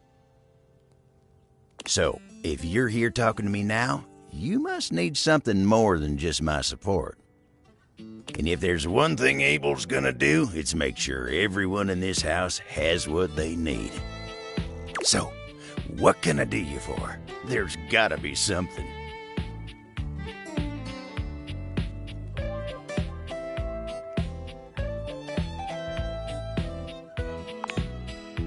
Heck, you're asking me that? Dating, huh? Hoo-wee. Dating ain't really my area of expertise, you know. Me, personally, I never was one for casual stuff. If you're looking for someone who knows people, though, you might want to talk to Kopi. She's good with that sort of thing.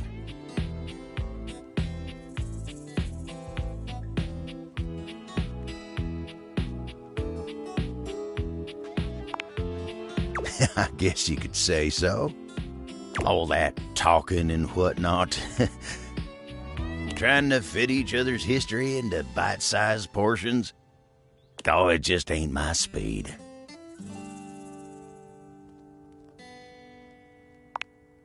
Well, I'm just glad I ain't the only one who feels a little left behind by the whole thing. But don't you worry. Kopi will get you on the right path. When tell her I say hey when you see her. You take care now.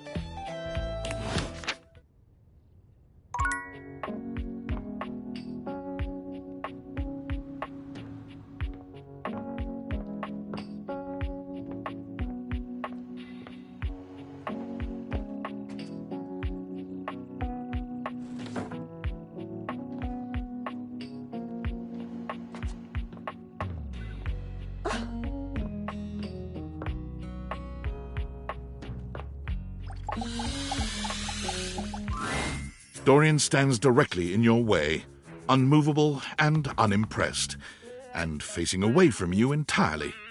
What are you looking at?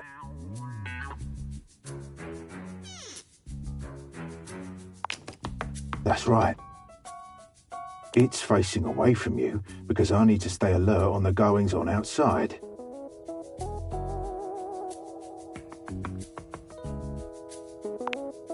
What's in the backyard simply does not concern you right now. What you need to focus on is inside the house. If you want to speak about why, talk to front Dorian. I'm the same as him. I'm just facing the other way. There isn't an evil board in my body. I've been straight with you, now be straight with me, and go away.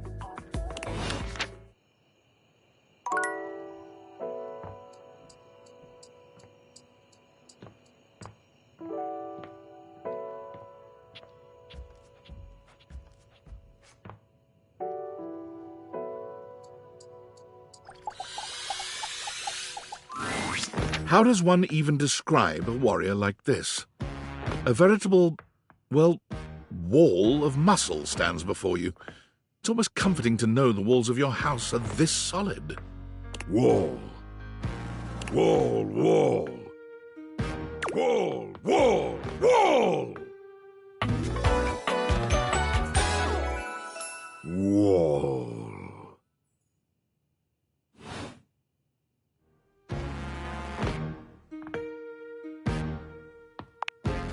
The warrior's eyes widen.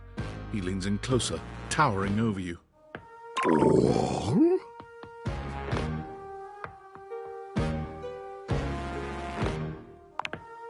Whatever you're saying here is clearly pleasing to him. He nods, beginning to smile. Wall! Wall! He beams at you, a flush spreading across his cheeks. I love you! Wall!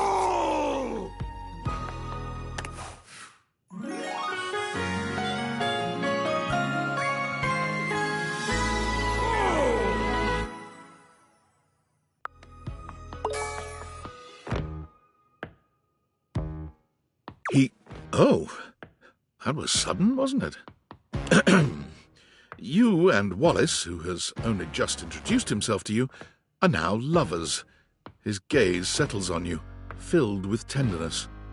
His drywall heart beats only for you. You live happily ever after. Yes, just that quickly.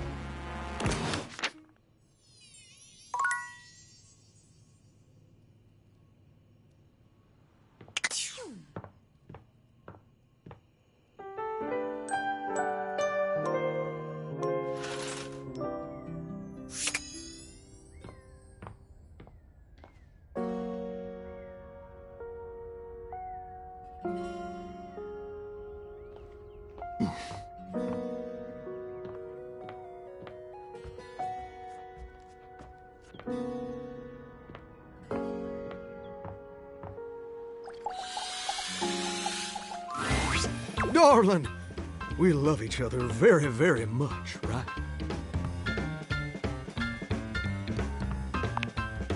Well, Poopsie, I love you so much I got you a little gift.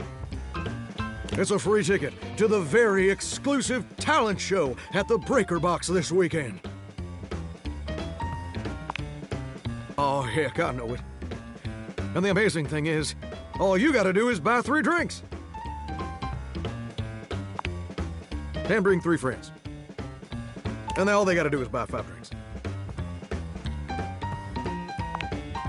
Well, yeah, since they're your friends, they gotta buy 5. But all you gotta do is buy 3, 'cause you're my little honey bunch.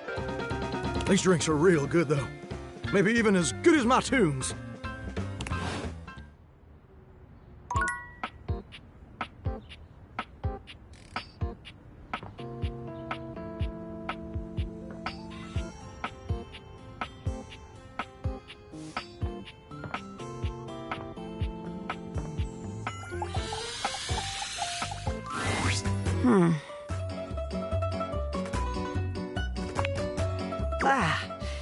I am so glad to see you.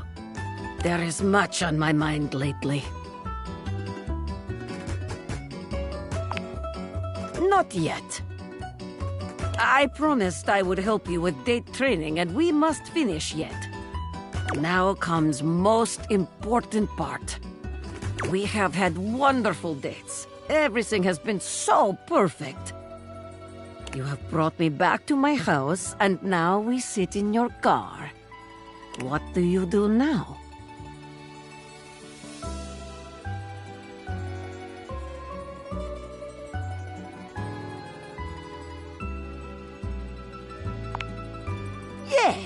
Just so. It is better for your date's safety and extremely romantic. This is the way to your date's heart. Everything is whispering to you to do one thing to end the date. What do you do?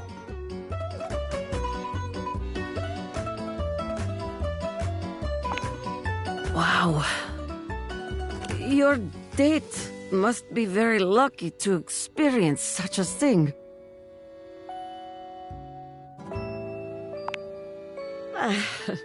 You will make me blush. No one is kissing Dasha these days. But this is not about me. If you are giving your date a kiss, they will be very happy. A marvelous choice. But the date is not yet over. Let us assume your date is not so old-fashioned, and after your kiss, has invited you inside. You are accepting this invitation because date has gone well. You find yourself sitting on my couch, looking into my eyes. What will you do now?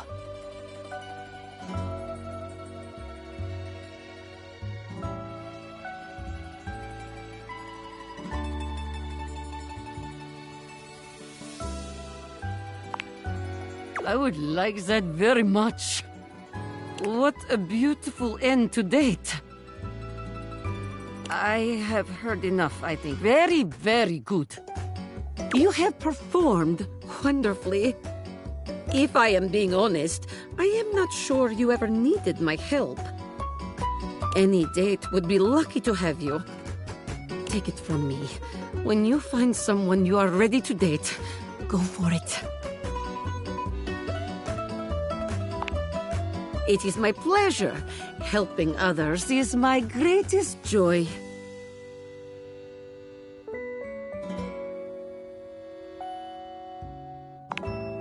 And you as well. Forgive me for bringing down the mood, but our conversation has made me think of many things. Please, forgive me, but I do not feel ready to share it just yet. I must lift something heavy and make proper sense of all of this. I will share it with you soon, I promise. Thank you. Come see me soon.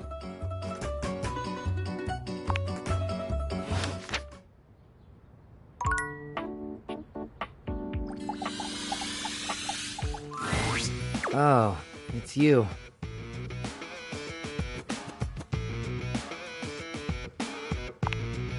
Salt adds flavor. Use liberally.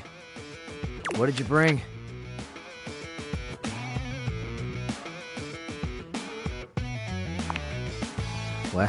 Well, now who's salty?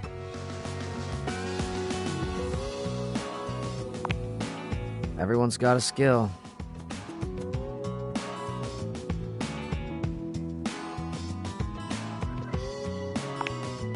There aren't enough true jackasses left. I'm doing my bit for humanity. So, aside from your sparkling conversation, what do you got?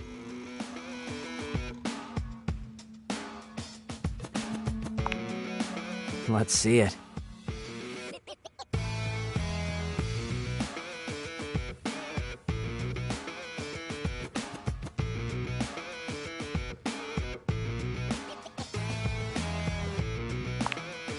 Gold mine. Where'd you find it?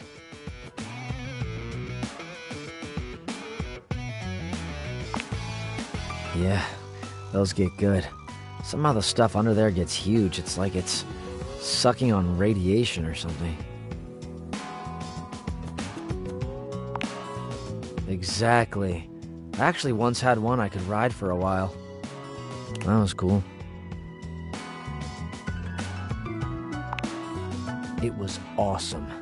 Had to be careful, but pretty easy to get feet and hands and stuff tangled up in there. But anything that's not brand new is gonna have some associated weirdness.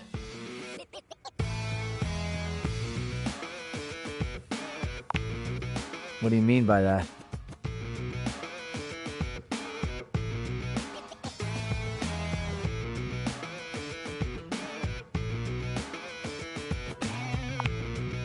smelly waste?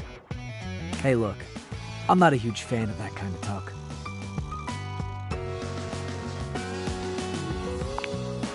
It's, I don't know, demeaning or whatever. No biggie, just find another way of speaking. It's not like there's a shortage of words in the world. Yeah, well, it's cool. Just a note for the future.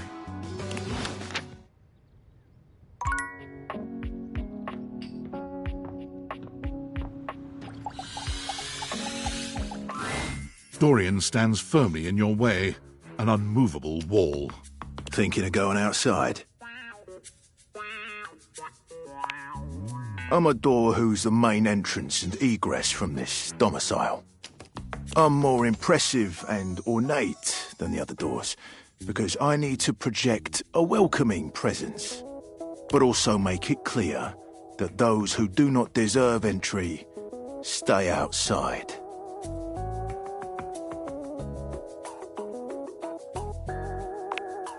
Cheers. I open up when you tell me to. It's you who needs to make the decision about whether you're really ready to go out there. After all, you're the only one who knows the reason behind why you tend to stay inside these days.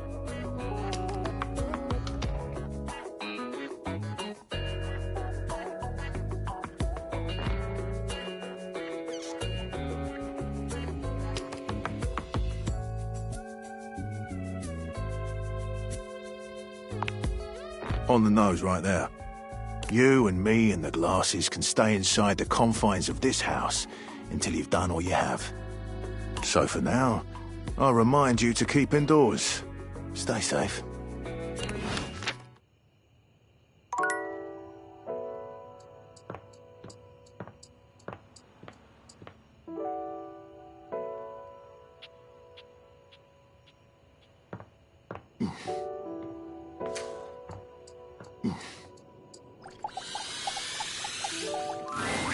There you are, sweetness. I was just thinking about you. I told you to swing by, and I was wondering if you were gonna. I'm glad you did, because I just finished a shift. I have some time to spare if you want to talk some. Depends on how up and about you are, really. The more you do, the more I gotta do.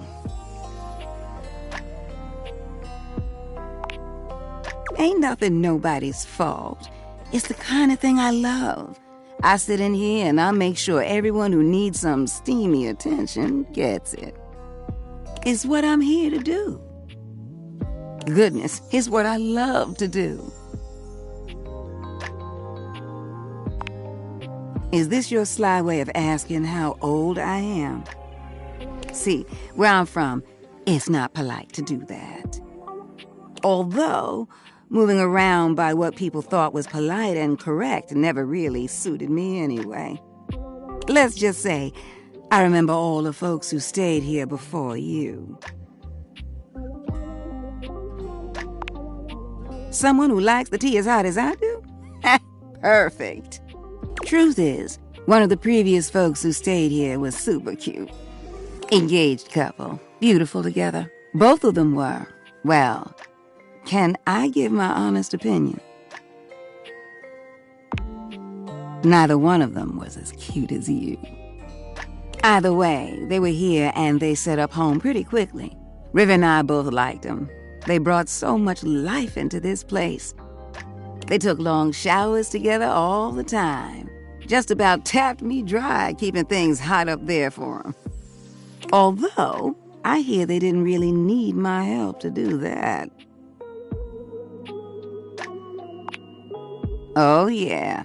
You picking up what I'm saying. But they used to throw these big parties, too. Family was always over, and every now and then, they had this little kid who would come play hide and seek. Their favorite hiding spot was in here with me, so I would just hum to them. I think they found being next to me safe. I miss that little kid sometimes. What? No, the couple just moved out eventually. Now, when did this story become about me? You don't need to worry yourself about who I do and don't be missing. The past is the past, sweetheart. I don't live in that place. You don't make it as long as I have dwelling.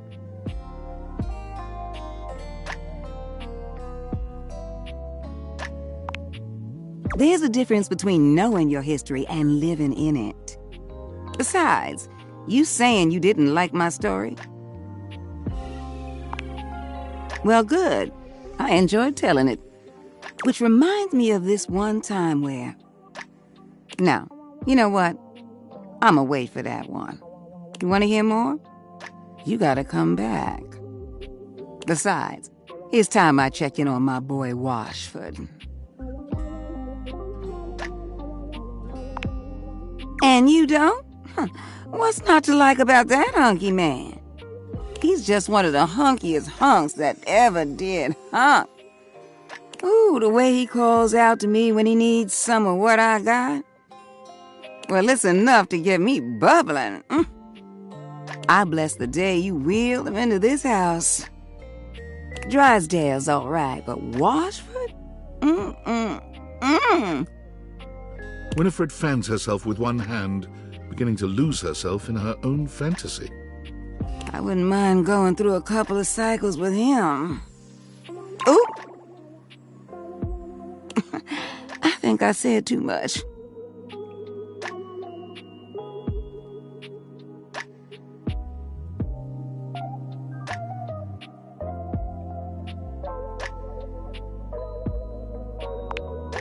What? They got a thing going on? What kind of thing? Like, do you know the definition of this thing? I mean, I am talking about Drysdale, but they're just stage partners. Right? Winifred lets out a sigh, shaking her head. Look at me, just as lost in thought as I want to be. Don't mind me, darling. Sorry for thinking out loud. Well, I think we better wrap this up for now. I got a social call to make. Thank you for listening to me spout about nonsense. But listen, I got more stories for you if you ever want to hear them. I love sharing them with you. I'll see you around, sweetheart.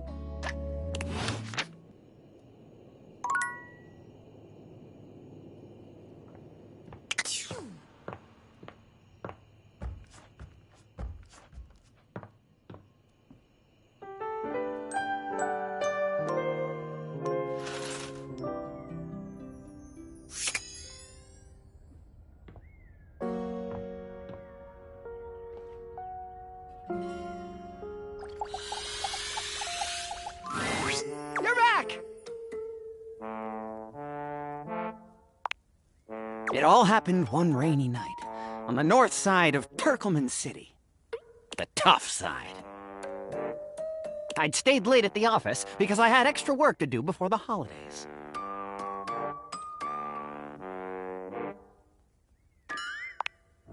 Well, when I left, I was feeling a bit low, so I went out to a local bar. It's called the Banana Club. They make a mean Shirley Temple, heavy pour.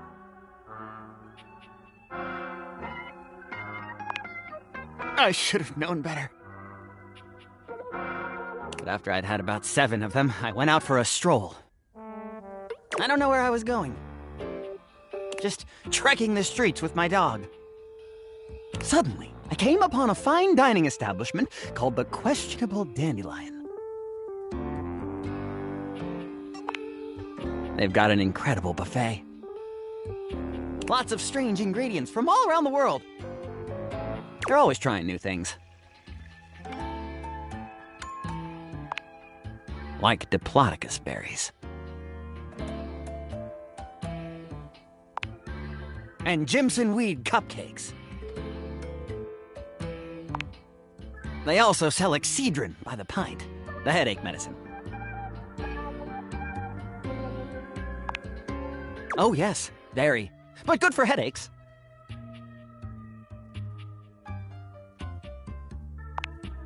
No! Not at all! It was Thursday. I was walking around, or sort of drifting, or rather, floating, or... I guess you could say I was making my way about town. Aimlessly, you see? You're very perceptive. Well, I came across an alley I had never noticed before. It was dark and had a rather threatening look about it. So naturally, I went down it.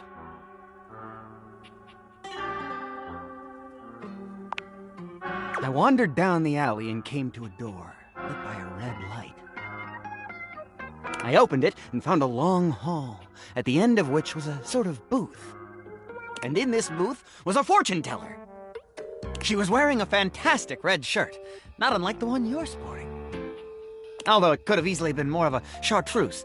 I can't tell, I'm tone deaf. Yes, her name was Vagabonda the Sinclairius. She was wearing a fantastic red shirt, not unlike the one you're sporting. I'm sorry I keep harping on the shirt, but it was absolutely fantastic. She spread out a deck of strange cards and asked me to select one.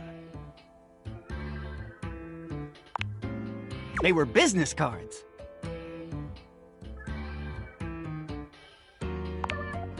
I chose at random, and the card I picked turned out to be the Ace of Spades.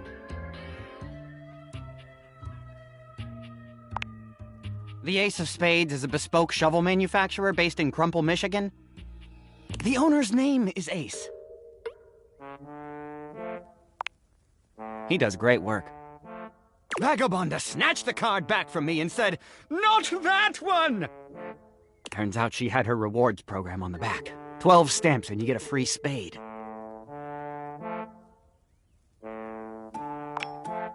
We agree! Besides, she only had 2 stamps.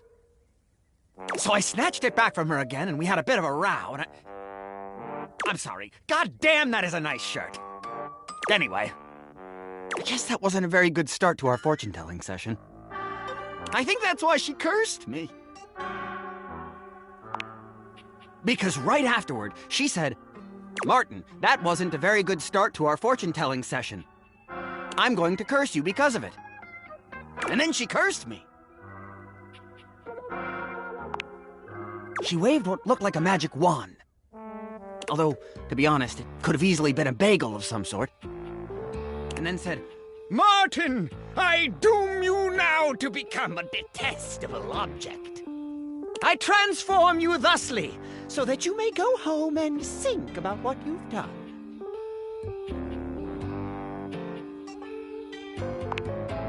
She wasn't above a bad pun. And then I became a sink. Now you find me as I am, trapped in this porcelain prison. All I want to do is return to my old life, to stroll the streets of Turkoman City once more, without a care in the world. Oh, how I long for it. Please, won't you help me? Sudsy and I would be oh so grateful if you could get to the bottom of what's going on here and return us to our proper forms. Will you? Oh, joy! If you want to help to get to the bottom of all this, I might suggest you seek out someone who is in the business of solving unsolvable mysteries. Or just go see if Vagabonda the Sinclairius is willing to undo her curse for a free shovel. He stands there silent and unmoving until you finally leave.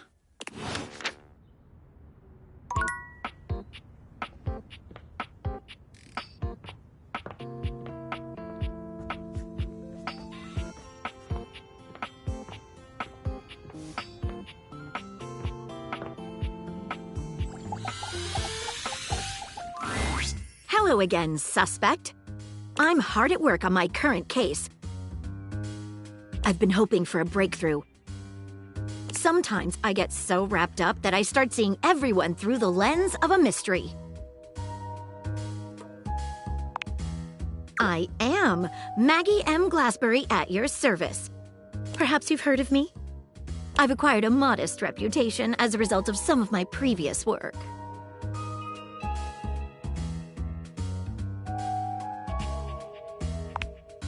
Maggie puts her hands on her hips, positively radiating pride. Why, it was I who solved the mystery of the missing sock. A brief interview with the Stackables and a chat with Dirk was all it took to sort that case out. The sock was in the depths of Harper's hamper. I also cracked the caper of the self-generating dust rabbits. Static electricity. It causes particles to accumulate around pieces of hair. Your hair, to be exact. They form undisturbed, indead air pockets. That's why they hang out under the couch.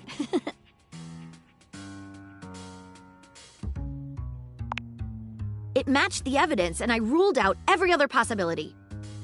By the power of deductive reasoning, I determined that you were, in fact, the culprit. I pride myself on that. Lately, I've been taxing my lens to the utmost on a very interesting case. I'm trying to get to the bottom of a mysterious love letter. It was delivered to Dorian last night.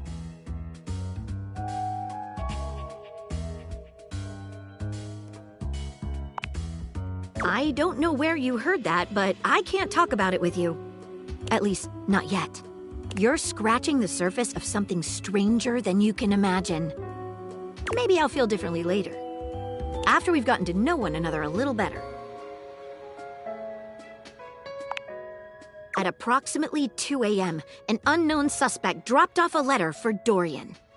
Upon opening it, Dorian discovered that it carried clear romantic intent. That is to say, it was asking him out. It described how his protective yet gentle presence had won over the writer's heart. If interested, he was to write back as soon as possible. Here's the catch. The letter wasn't signed with a name, just a monogram. Though he might be hesitant to admit it, Dorian was quite taken by the letter. He isn't certain whether he wants to write back until he knows more.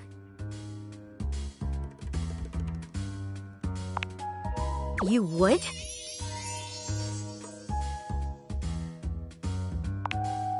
I've never worked with anyone else before, but I think this could be good for the case. The case is pretty thin, but we've got a couple of clues. First of all, the paper the note was written on was somewhat interesting. Second, although the letter wasn't signed, it did have a single initial on it. Finally, I think Dorian might have a clue for us. I have it here, semi-transparent and very thin. It doesn't seem like ordinary paper at all.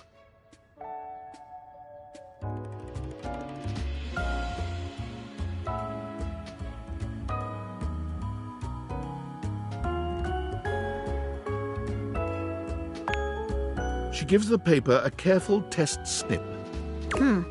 Cuts just like normal. What else should we try with the paper?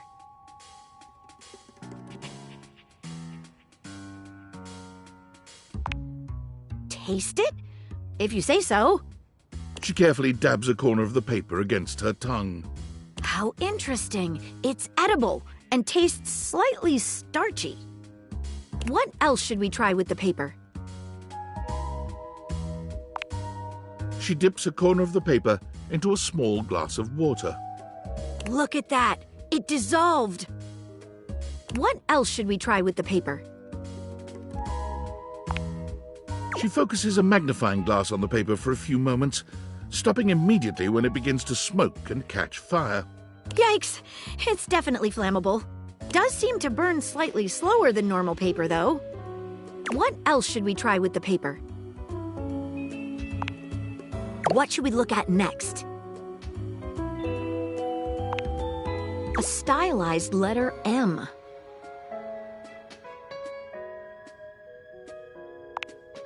Seems likely. What should we look at next? Hello there, you two. Good to see you, Dorian. I've enlisted our friend here to help solve the case of the mystery letter. Splendid idea. Can you repeat what you said to me earlier? About the smell you noticed? Right. Well, when I first opened the letter, I caught the faintest whiff of what I think was truffle. Strange, no?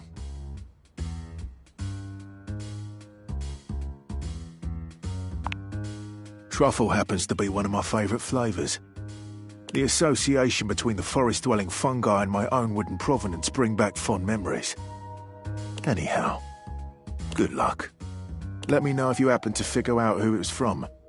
I'm not one for love, but I am one for truffles. And friendship.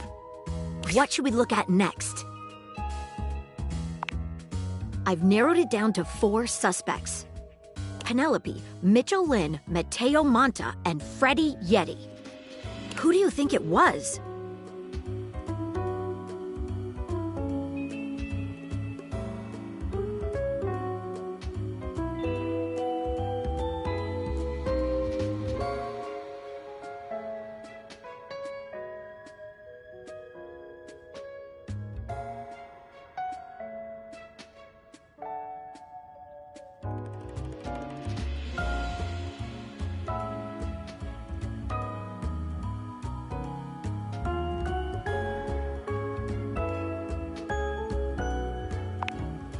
Wait a minute.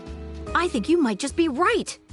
The stylized letter M is his signature. The smell Dorian noticed makes sense now, and the paper. It's gotta be rice paper. The smell of truffles came from the gourmand Mitchell Lynn. You did it. You helped me crack the case. I'm impressed. Now I'm even more excited for the next time we meet. Let me just go and let Dorian know that his secret admirer has been discovered. Hey, before I go, I was wondering, would you like to have a cup of tea with me sometime? As a date, I mean. Maggie lets out a girlish squeal. Amazing! Oh, yes. Calm down, Maggie. The human could still be a suspect of any sort. See you again soon, compatriot in crime.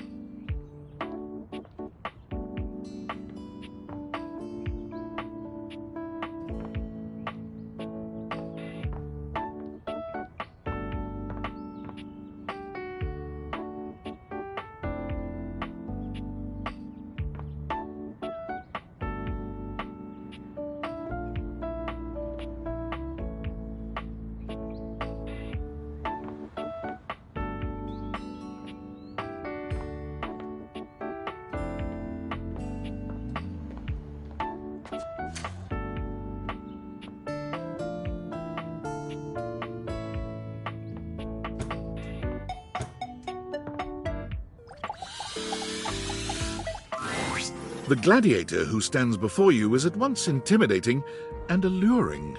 She glares at you like she means to run you through. She also emanates the refreshing scent of springtime breeze. It slightly undermines whatever murderous intent she may actually have. She is beautiful and terrifying, an Amazon in blue and pink. But even as she points her sword at your throat, all you can do is marvel at just how clean and sweetly scented it is. Who dares disturb me?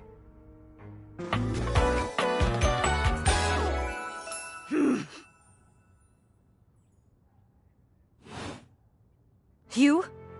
Name yourself! By all the pods in the firmament, I swear.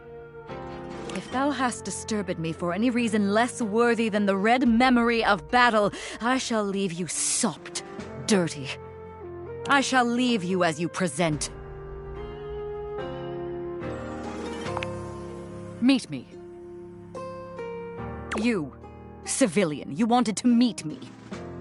I am in the pitch of battle. My pods rampage, sacrificing themselves to be reborn yet again.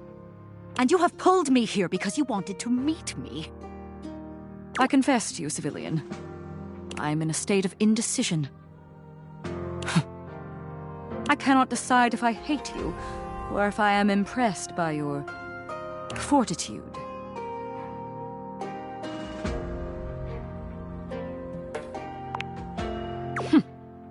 Fortitude. Such bold abandon flaunts a newling's claim, for converse strange at altar side untold. You are not hated, despite thy impish impertinence. Perhaps there is something about you. But now is not the time. My occupation, my profession calls me back. For passion's sake I fly. For passion's sake I am not pulled again. Come to me only when the hurly-burly is done, to win or loss. Come before, and even thy puckishness shall not save thee. You won't.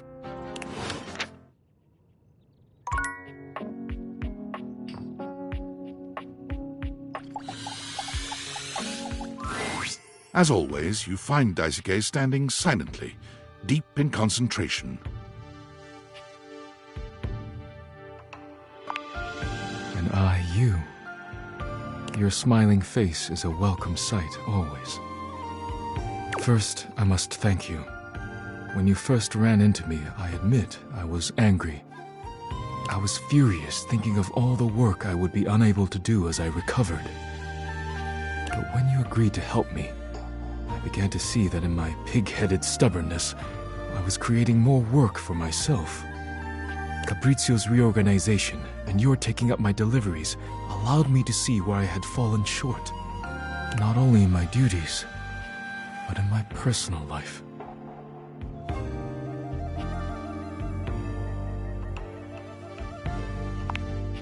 I assure you, I am not.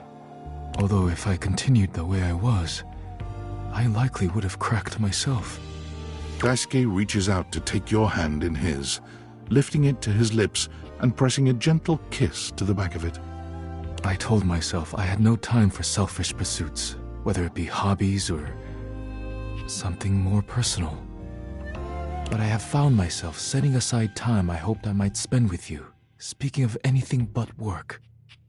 I care deeply for you, and if you'll allow me, I'd like to take you on a date.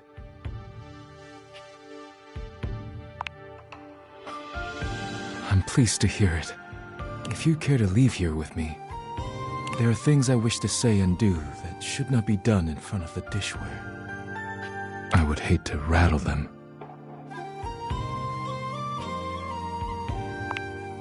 I welcome you to try. Daisuke sweeps you into his strong arms without warning, taking off up the stairs with you in search of privacy. You're pleased to find out that Daisuke is quite good with his hands. He's not nearly as brittle as you'd have imagined. You would never have guessed you'd end up here after your first meeting, but now there's nowhere you'd rather be.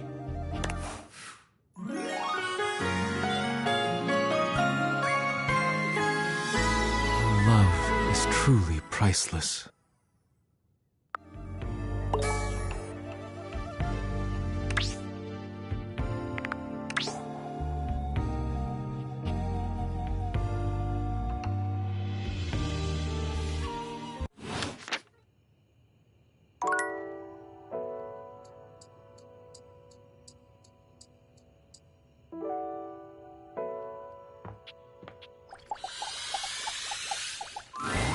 Yo, what's up?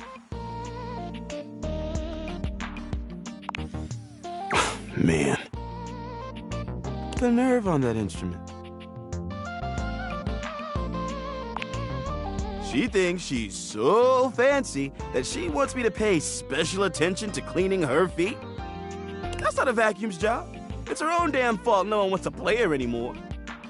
If she were nicer, there wouldn't be any dust. Sorry, I just get worked up when people have attitude. Tell her I ain't interested.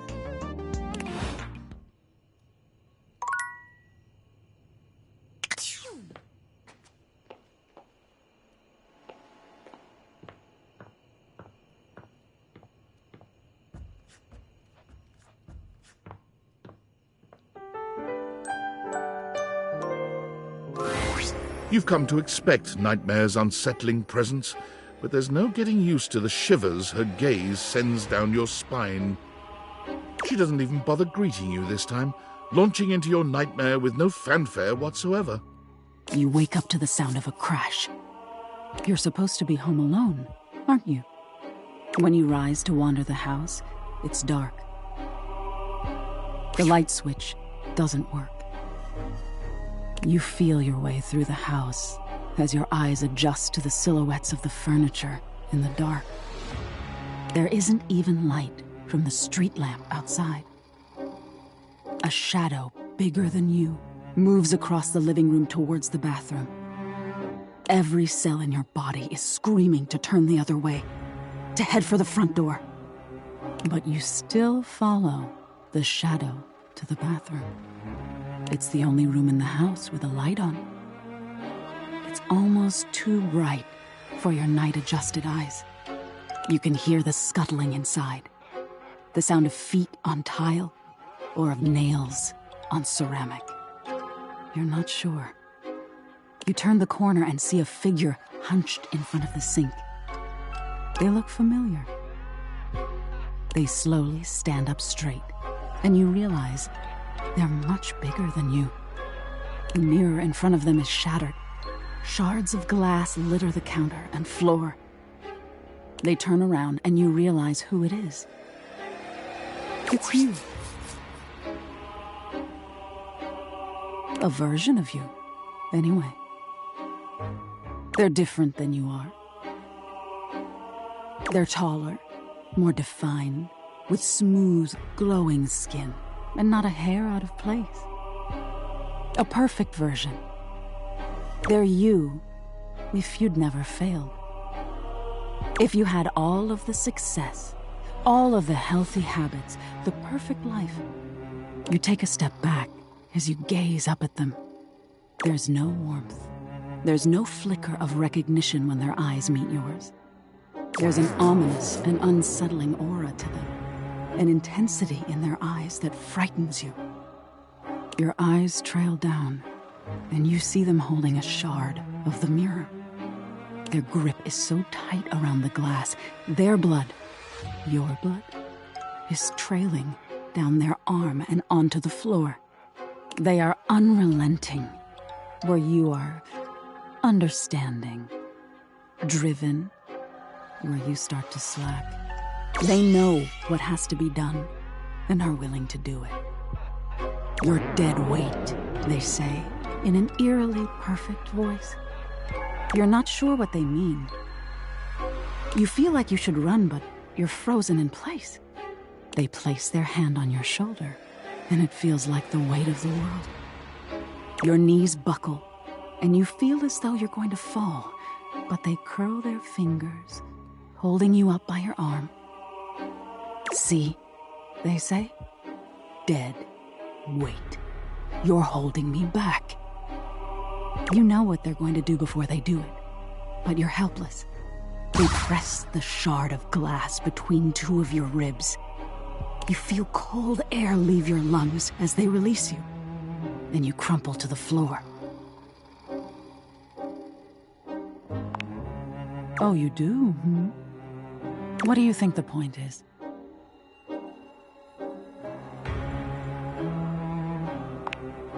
That's exactly it. If you'd never fail, you'd never be the person you are now. You wouldn't have any empathy for people and what they go through. Failure is a part of growth, my dear. Perfection isn't real. But you're real. And you deserve compassion and understanding. Even when you fail. Now get some rest. You deserve it.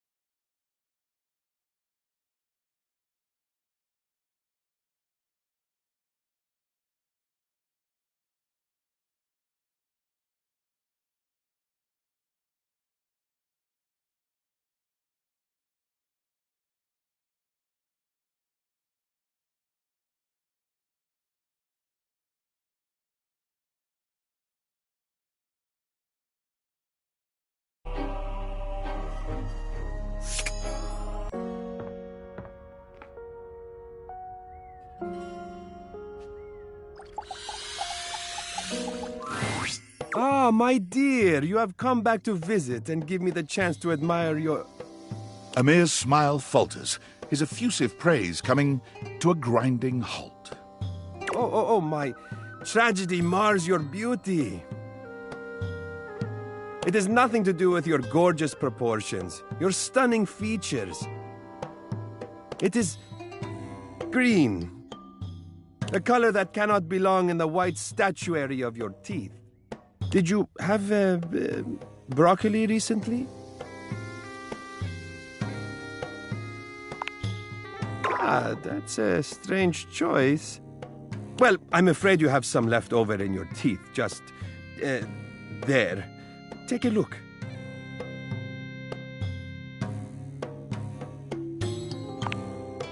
I'm sure not long, one can hope. Perhaps you should consider flossing more often. I'm sure Barry would be happy to lend you a hand with it, actually. He's rather obnoxiously reliable with personal routine.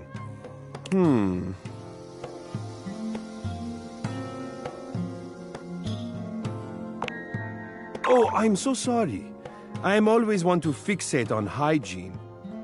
And coincidentally, I seem to recall Barry saying he had some free time today. That would be wonderful. I do feel that I am not seeing your best self. I think I'd be delighted to have you after you see Barry.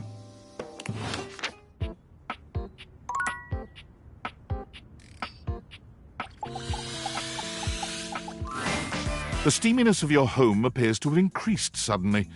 It must be because Lucinda Lavish stands before you now. Steam me up, lover. Come, come, come!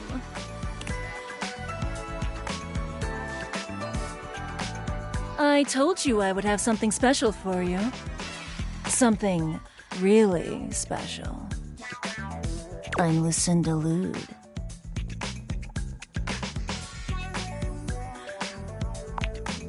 Hope you're ready.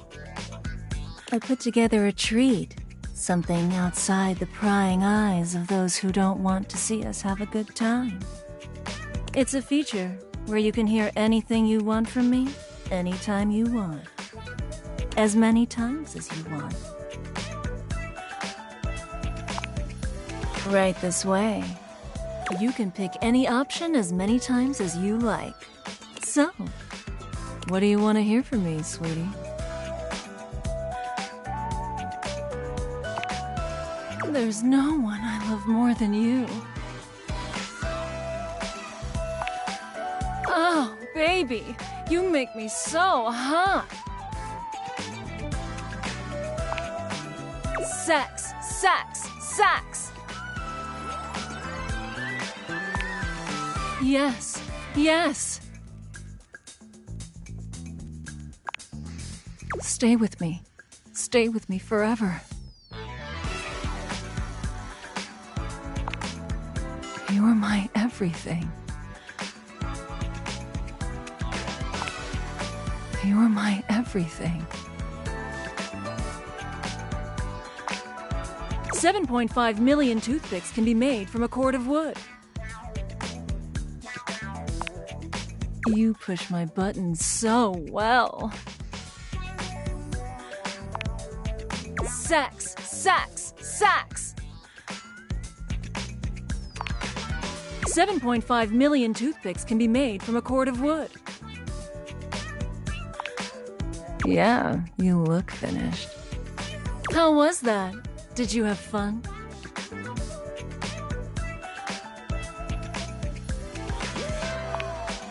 Well, you tell those nasty developers that. Always trying to keep my line counts down to save on money. When all you want to do is hear from your sweet, sweet Lucinda.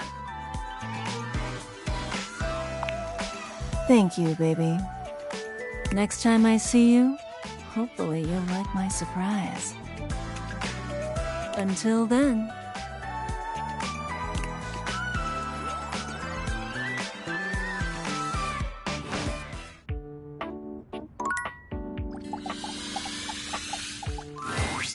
Well, hello again, darling.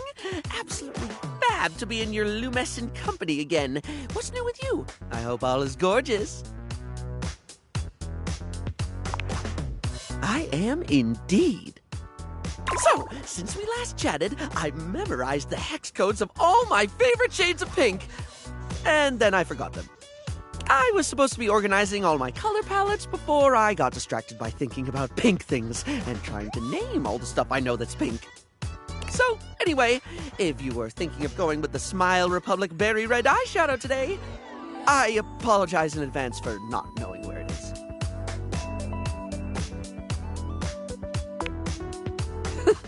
I suppose I do, which is funny because if you'd asked me, I'd say my head's empty most of the time. I forget enough things that it should be, but the moment a thought's gone, the space immediately gets filled up with something else. Well, that reminds me, I was actually going to ask if you could help me with that.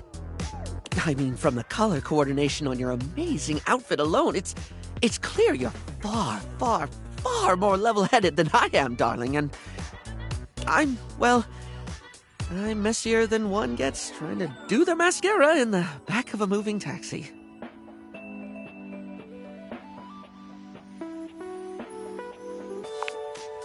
If you're offering, I'd absolutely love the help, sweetie. Lately, I've just found it really, really hard to focus on anything. You know, I realized after we spoke last time that I actually can't remember what we talked about. Like, I have little flickers of the conversation. Like snapshots almost, but you were really interesting and I enjoyed chatting and I feel awful that I can't remember anything as if you weren't and I didn't. Barry falls silent, the weight of his confession clearly getting to him.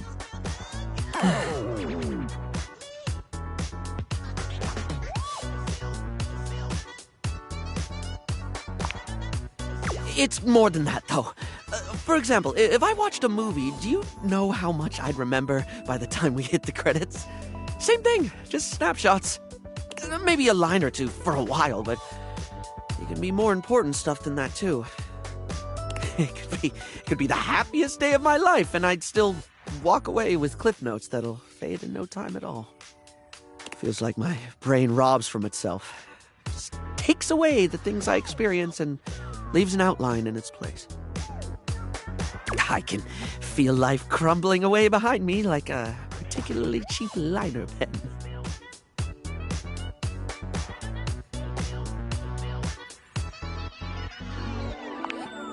Thank you.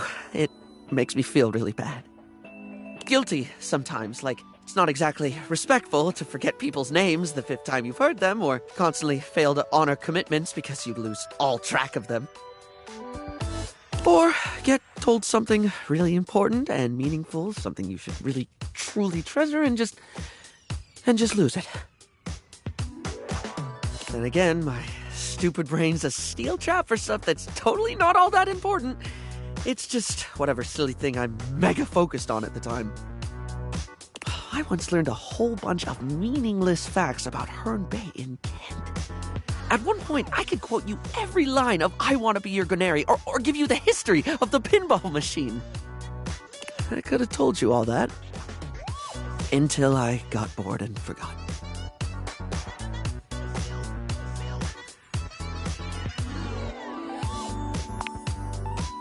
The only thing that ever really stays is the thing I talk people's ears off about all the time. Cosmetics, product, makeup, and skincare, all that glitz. I'm never not fascinated by the things we style ourselves with, and I guess that's what makes Barry Styles Barry Styles. It's what I can remember, so that's me. Pretty ironic, darling. The closest thing to my heart is only skin deep.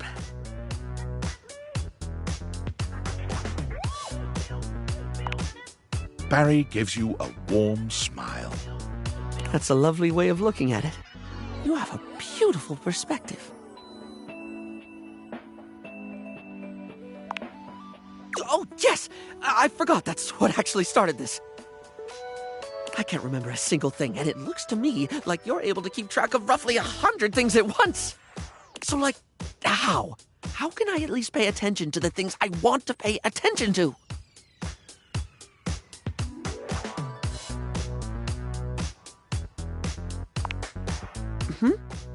How do you mean, hon?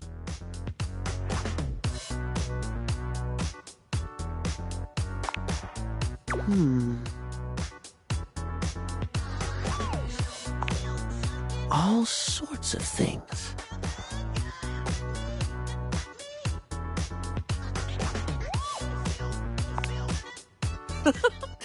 Oh, yes, of course, darling. It's so obvious. Yet I never actually do it. Sometimes I think to do it, but then I just don't. Feels like too much, or I convince myself I don't need to. But I do need to, don't I? Heck, even if I forget to bring a notepad, I'm literally never more than 2 inches away from a liner pen in my own arms. Oh, like, I could use the orange eyeshadow as a highlighter for super important notes, because it's a lovely shade and it's always left unused on the palette. And I have this red ink liner that's always been too splodgy for lips, but oh, it looked gorgeous in a notebook. I didn't even think about how fabulous the book itself could look.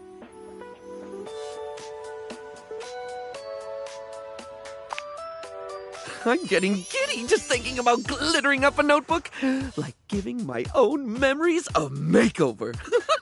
This is brilliant. This is just brilliant. Thank you so much.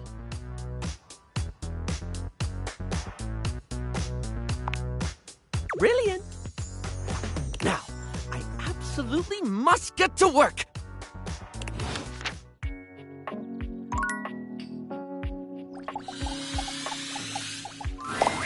You ready to get wrapped up in Tyrell? Because I'm always ready for some of you.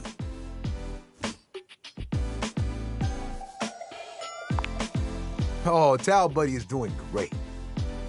He holds the towel creature up to his ear, listening intently. What? Don't worry. They're just kidding. Assured that Towel Buddy didn't mean it, the three of you practice new folding techniques, with ever new Towel Buddies on the horizon.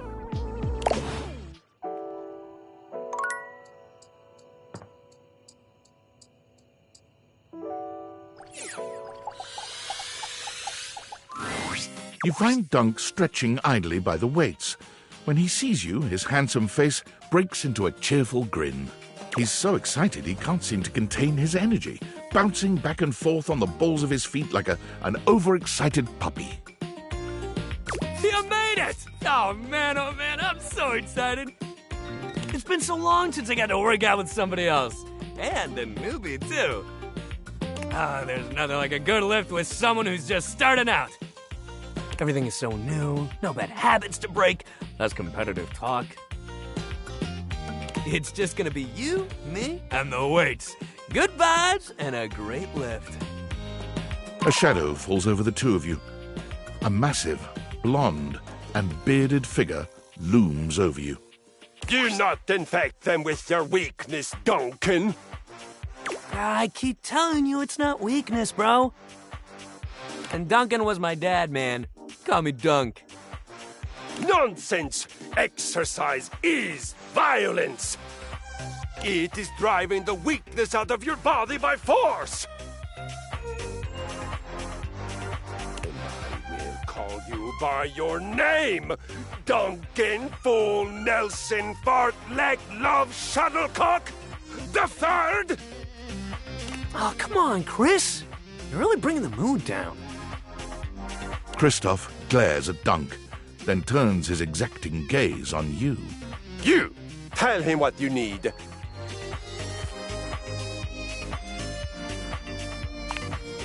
Yes! You need to have the weakness beaten out of your soft body. He pauses for a few long moments before finally adding, with exercise. You have neglected yourself for far too long. You set foot in my domain. you will do so with intention and strength. None of this real winners do their best and know their limits sentiment and foolishness. You really gotta relax, man.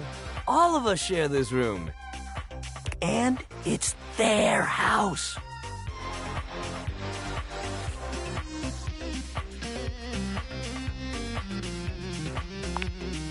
No. It's supposed to be nice. Yes, unpleasant, miserable. There is no gain without suffering. It's no pain, no gain, and that ain't true. It doesn't need to be painful. I am pleased you understand. Make sure you explain it to him. Happy suffering, peasant. God damn, that cross-trainer is intense. If bringing the mood down was a sport, he'd be a gold medalist for sure.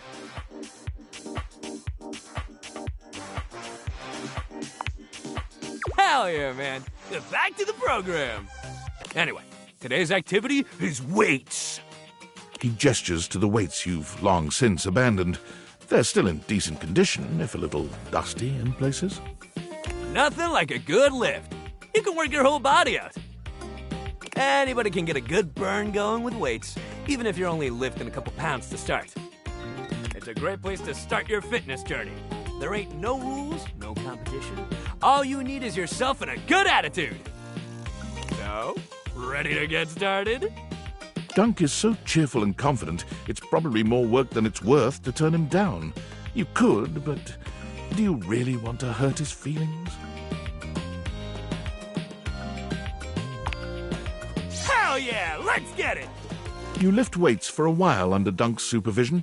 He ensures your form is always correct and that you're not lifting more than you can handle. He never pushes you too much. He only kindly encourages you when he sees you growing tired, or if he knows you have just a little bit more left in you. When he calls time, you sit down, sweatier and more exhausted than you've been in a while. Yo, that was amazing, especially for a first session. You doing okay, buddy?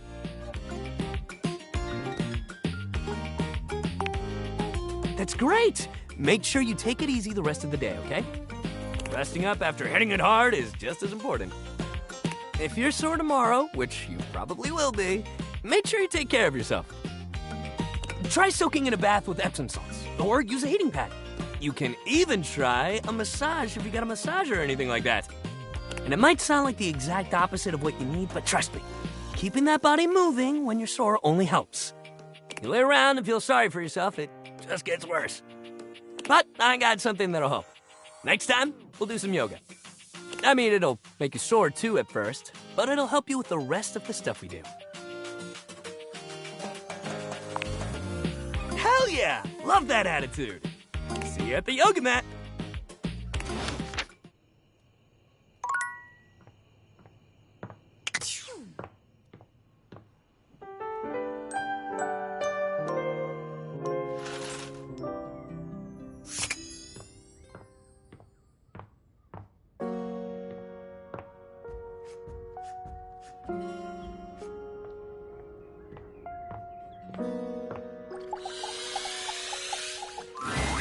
Darling, we love each other very, very much, right?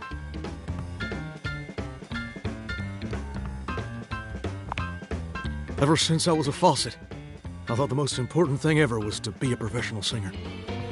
But hearing you say this is possible sets my soul on fire. I give my hound dog Duke's left paw to see it. You got enough points in those peepers of yours to make it happen?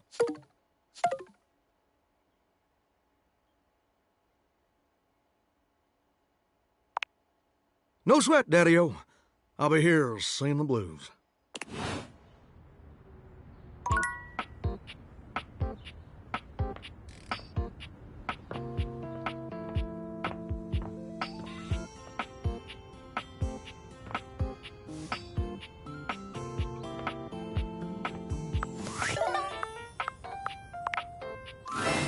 Well, hey to yourself. I have an answer for a question you might have. Why is it that the objects appear as human forms? Because they are objects. They can very well appear as cats or dogs or grasshoppers.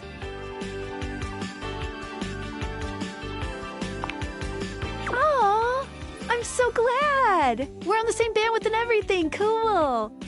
So it's because these particular deviators were built to fit on a human face. As they coalesce the anima in the objects, they will always appear as human.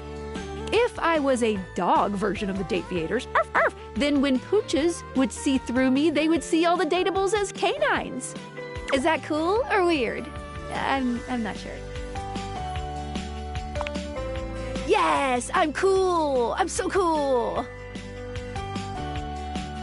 Menu time! Welcome!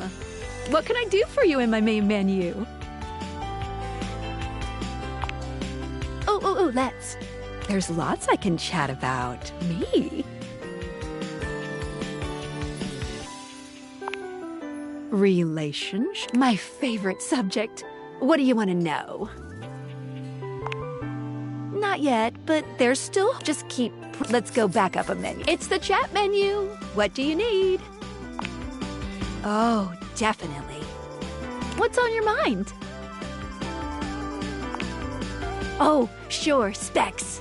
Specs stands for smarts, poise, empathy, charm, and sass. These 5 qualities are measured on your personality using the specs menu. There's also a glossary button in the top right corner if you want anything else you'd like to know.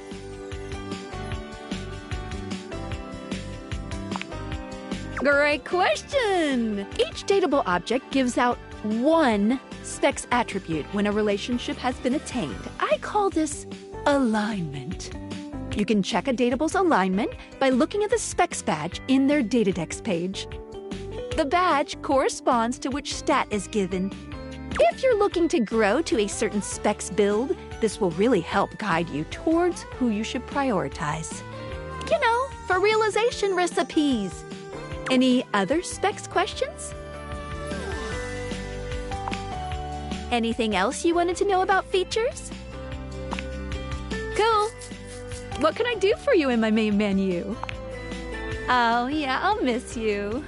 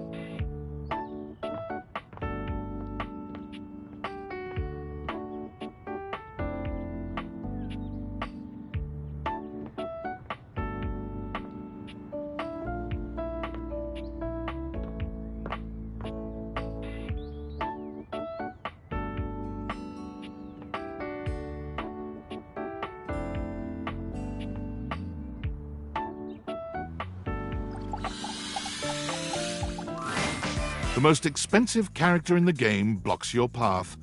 It's Lucinda Lavish, beaming. I'm all yours. Smut you shall receive.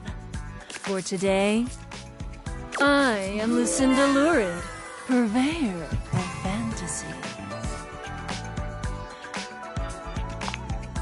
You look ready.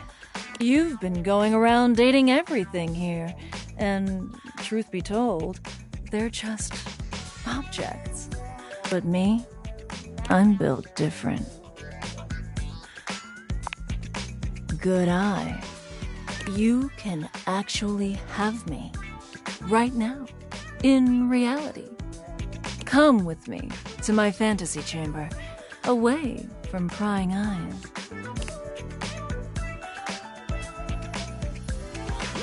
This time, as you are magically whisked away, the fantasy chamber appears different, done up precisely to your particular tastes. There are a multitude of objects in the shadows, but you can just faintly recognize the outline of a stuffed giraffe. Do me. You never thought anyone could make this particular fantasy of yours come true, but as you lie back against the inflatable giraffe, you know one thing for certain. You will never, ever have another sexual experience like this again. Lucinda does things to you that defy description, accompanied by the gentle squeak of the PVC inflatable giraffe at your back. Neither you nor the giraffe will ever be the same after tonight. That was incredible. Tell me, baby, how do you feel?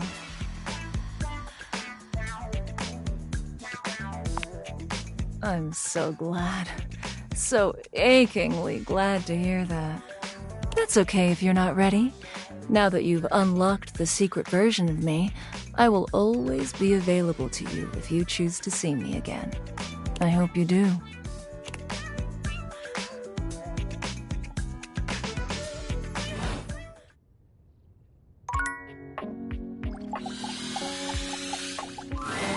Oh, you're back.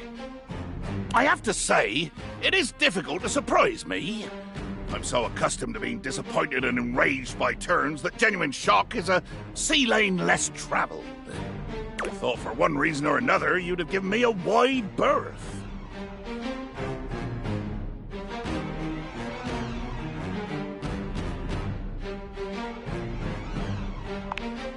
Well, in any case, I would hope at the least you're not wool-headed enough to put yourself in danger without a good reason. And yes, before you ask me, you're absolutely in danger right now. You're around me, aren't you? Don't be a boob. So, what reason have you for returning to the lair of the beast?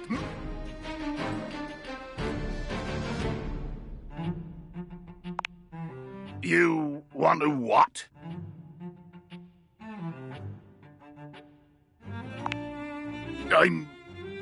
Oh, for the love of Davy Phones, what nonsense is this?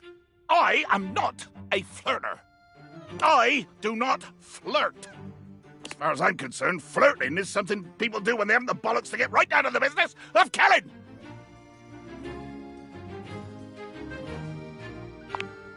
Postponement! And a waste of my time! Ye gods! Like my time has any value. What am I gonna do? Brandish my pink plastic fear poker harder? Sail nowhere faster?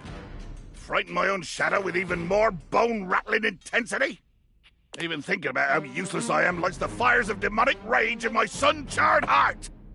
If rage is my companion, nemesis, and bedfellow, might as well get down to it and follow where the blazing ire leads.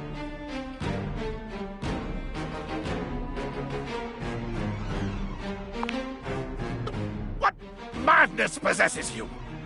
Stop it at once, I say! Do not think that because I didn't kill you the first time we met, that I'm above doing so now!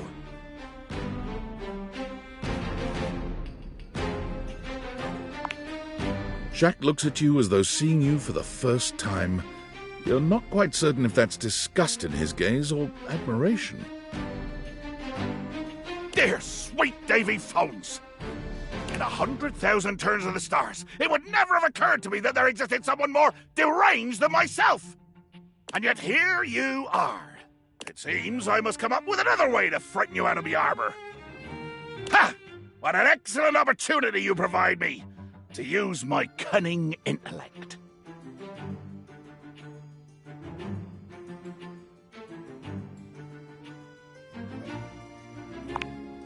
If I cannot dissuade you with violence, I must use guile. I have already begun by whispering this revelation to myself instead of speaking it aloud at full volume. It is impossible that you can hear my whisper. I am indeed a genius. I can think of one way, and only one way, for us to be together in the way you wish. The way you seem to be implying with your words and your gyrating.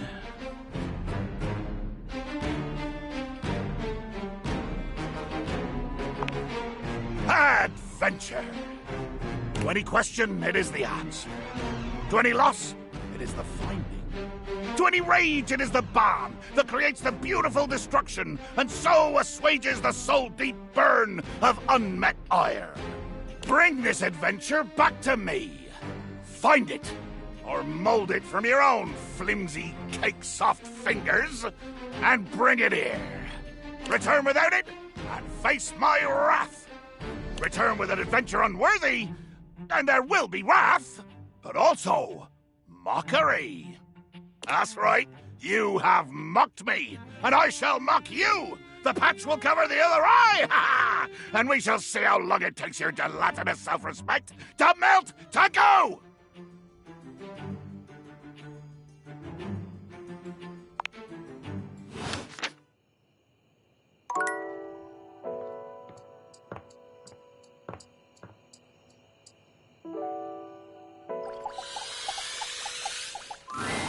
Rainey is in her own world once again, jamming out to a record so unpleasantly high-pitched and sped up, you're amazed no one has come by to complain. Well, well, well, look what the cat dragged in. You just couldn't get enough of my gay little tunes, huh?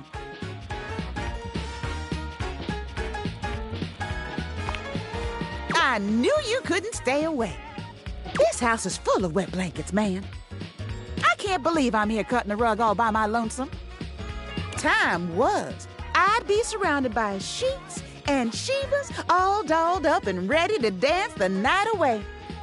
But I can't dwell on that. I can shimmy and shake just fine all by myself. Rainey turns away from you, dancing to her own heart's content without a care in the world. She ignores you entirely, jamming out to her unpleasantly sped-up music. And then, with no warning or fanfare, the music stops with an unpleasant scratch. Enough!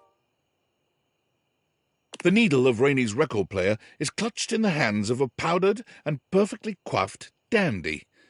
He somehow manages to look both put out and flirtatious, all at once. He leers at the two of you, an artificial smile plastered to his pale face. Hey, what gives? I am trying to work on my love poetry. Normally, it would be effortless for an artist of my caliber. But your disgusting chaos noise is filling the house and pushing all the meter out of my mind. Either shut it off, or give me a little kiss.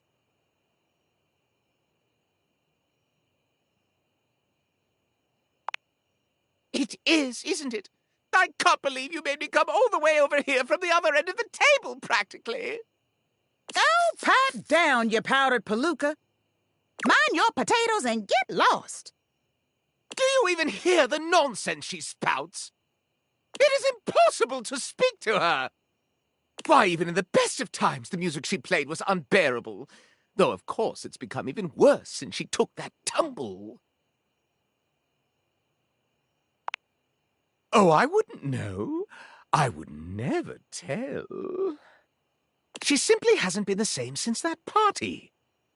If you want to know more about this scandal, I would ask Celia. She was there for it all, and most importantly, she's at least given me a kiss.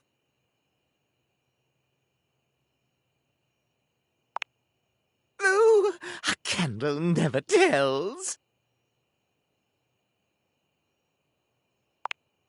I'm not wasting a minute more on this if no one here will kiss me or turn the volume down.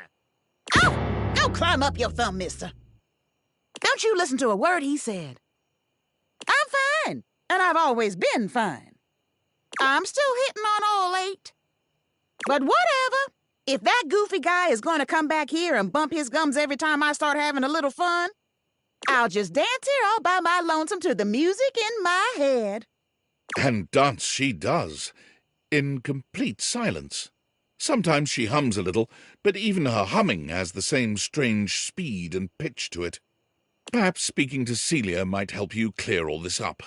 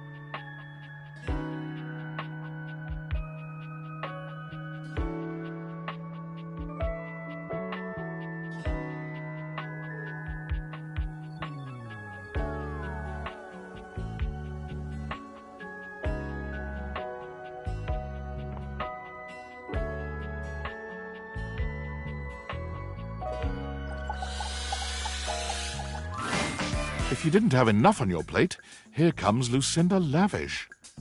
Come on, baby. Tell me what to do. Use me. I am forever your Lucinda Lust. Fully formed, undeniably yours. That's how lust works last time I checked. So tell me, I'm yours, madly in love with you, forever and always. Do you feel the same? Come here, baby.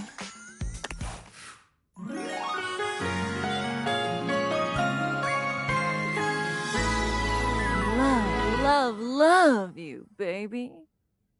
Since you chose me, I'll give you access to my fantasy chamber anytime you want. All you have to do is come with me on a magic carpet ride. You just have to point those little spectacles at the rug underneath the bed, and I'll whisk you away to my chamber. We can replay the part where we have our way with each other, or listen to my soundboard. All according to your liking. Come again, will you?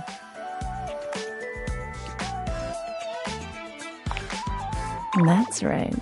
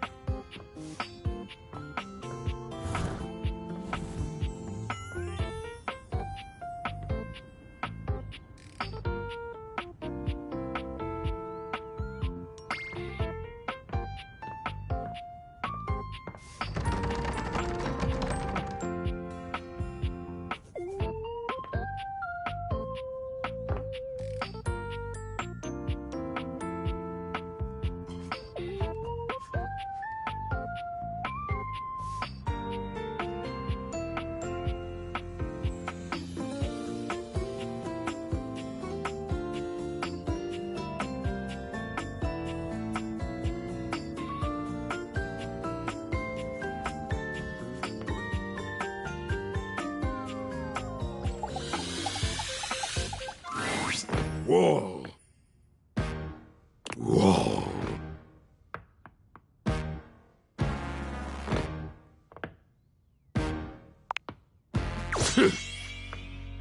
Whoa.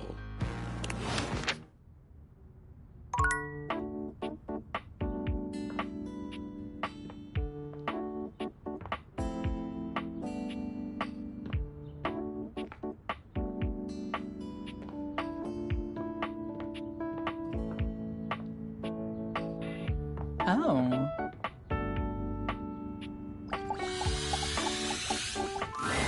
The gymnasium. Do you enjoy coming here? I always am eager to see you strengthen yourself. If you're looking to meet some new faces, I could tell you about them. You'll find Stepford, Christoph, and Dunk more than anyone here. What can I do for you? Stepford is quite good looking, though some say he's lost his shine over the years. You'll find him among your trophies and awards. What can I do for you?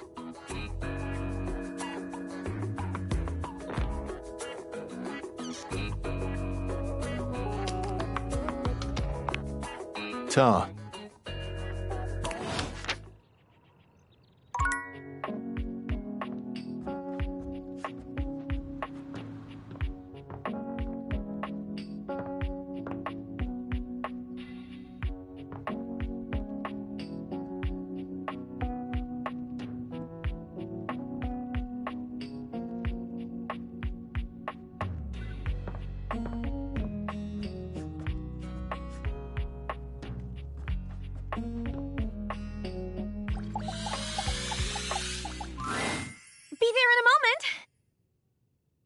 An utterly charming secretary hurries into view, giving you an apologetic nod.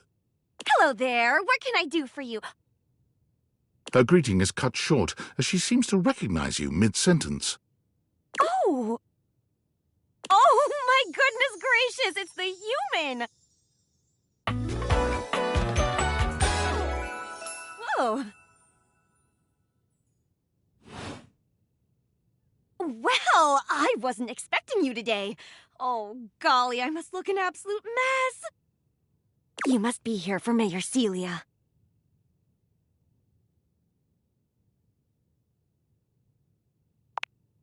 Oh, you don't know.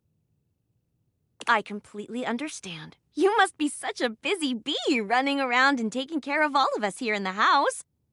I would have time to remember every little detail. Mayor Celia runs things around here, keeps an eye on all the citizens, makes sure the wheels are greased so nothing squeaks. You know, that sort of thing. I help her out when I can, but if we're being honest, she does most of the heavy lifting around here. Keeps a roof over everyone's heads.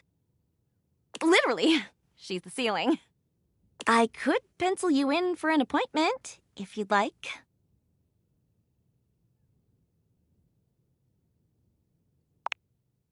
Oh, well... She twirls a strand of dark hair around her finger, blushing sweetly. Would you care for some tea while you wait? Perfect timing! Just so happens I've got a kettle all nice and ready. How do you take it? Oh, that's my favorite too! I think I'll pour myself a cup while I'm at it. Florence stumbles, pitching forward onto her hands and knees. The tea spills all over the floor, though thankfully the cup doesn't shatter. Oh, no! Gosh, that just spilled everywhere. And right on the carpet of my good jacket. Oh, that's gonna stain. I'm so sorry, dear. I need to dab this out with a towel right away. Would it be all right if you showed yourself up to the mayor's office? Just this once? Thank you so much, dear. Sorry again about the tea. Oh, please don't tell the mayor about this. There she is, the mayor herself. She simply radiates poise and power. She's an intimidating sort of beauty, but you find yourself intrigued to learn more about her. So, in summary? I just think if I could get a little more foot traffic around my bar, I'd get more business. Oh, Beverly, I understand your concerns. But what do you expect us to do, dear?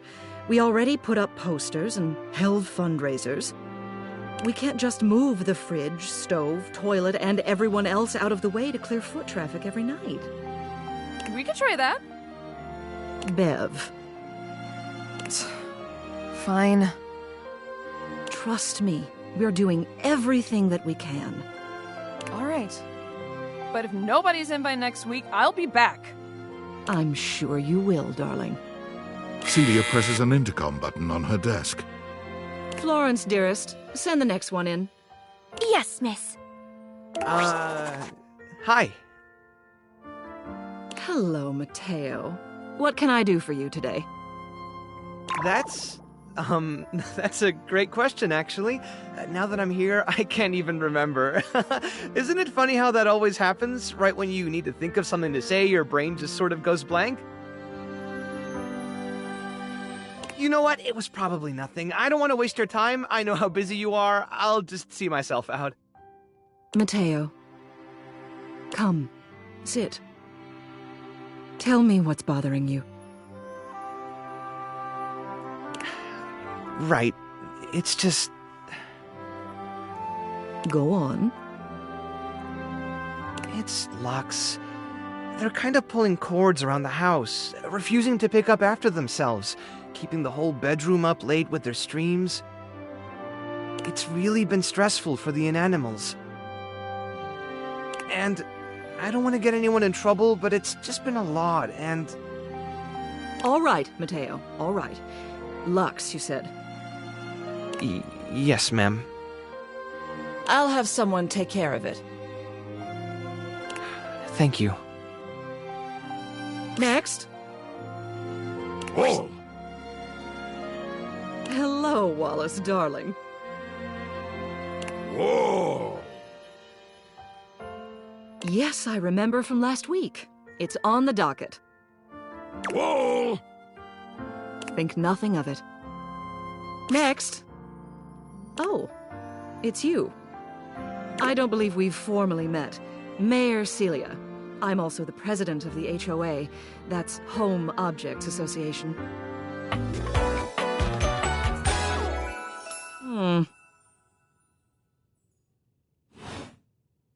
Here's my card, but really all you ever need to do if you need me is to simply look up.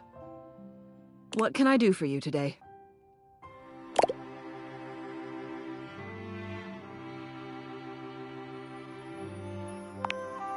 Rainey.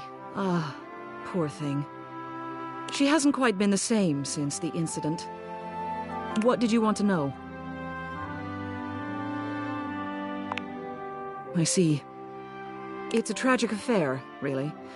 But I'm one of the only objects in this home old enough to tell it, so I suppose it falls to me. The long and short of it is that she was damaged during a party. A wild one, if memory serves. She was knocked down from her perch just as things were really getting going. It was a catastrophic fall. Here, I'll write everything down for you. Take this to Rainey and tell her about it. She'll have an easier time believing it if you've got written proof. Celia writes something quickly on a memo pad, handing it over to you. You can't help but linger on her beautiful handwriting. It's just as grand and elegant as she is. She's a stubborn thing, but she still trusts me. Now then, was there anything else you needed?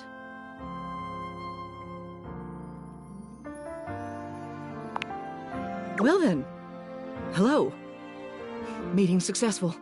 Never a bad idea to make sure everybody knows your face. We're important here. Some sit back and wait for others to plan things. Others simply do them. You and I, we're doers. I've seen you zipping back and forth around the house, running here and there. You seem like a reliable sort. I wonder if I might ask you a favor. It's about my assistant, Florence. She is an absolute dear. Although sometimes I fear it gets her into trouble. She's such a kind thing, but that means she lets people walk all over her. Sometimes I worry the wrong sort might be taking advantage of her. I've noticed that whenever we go to lunch together, she never seems to buy herself anything. What's more, she's been pinching every penny you've dropped on her like a miser. I suspect she might be having financial issues. The office pays her well, of course. She's an invaluable assistant. I think it's possible someone might be fleecing her. I'd like to formally ask for your help. I may be her boss, but Florence would never give me a straight answer if she thought it might upset me. However, she's quite friendly with strangers. And technically speaking, as the owner of the house, you outrank me. Maybe you could get something out of her. What do you say? Would you do me a favor and look into this matter? Quietly? Thank you. I'll be waiting. Hopefully it's nothing. What else do you need?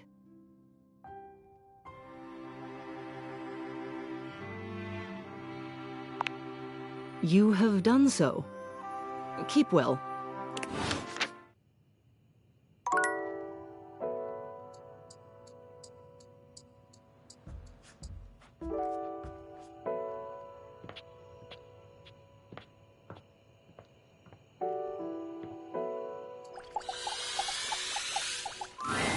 Rainey is still dancing to music no one but she can hear. Are you here to join me?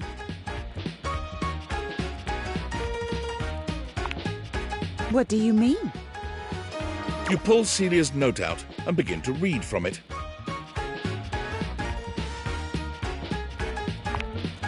Yes, so? We had parties all the time around here.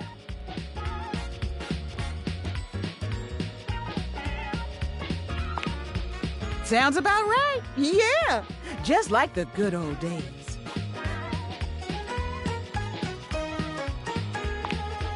Well, that happens all the time at parties. So what?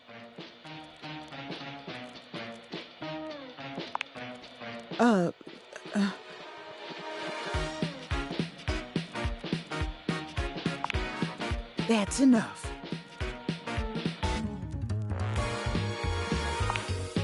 I said that's enough.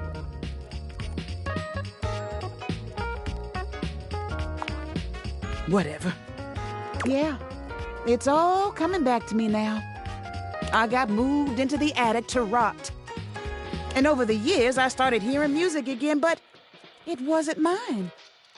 I heard from the others. They brought in a cassette player. Then later, it was a CD player. Then something about streaming? I didn't want to know anymore. But whatever.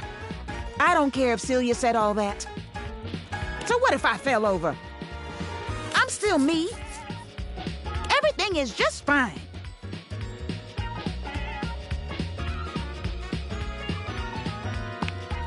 It is! If you all got such a big problem with me playing my jazz records as loud as I want, you can go chase yourself. I'm gonna play my tunes as loud as I want.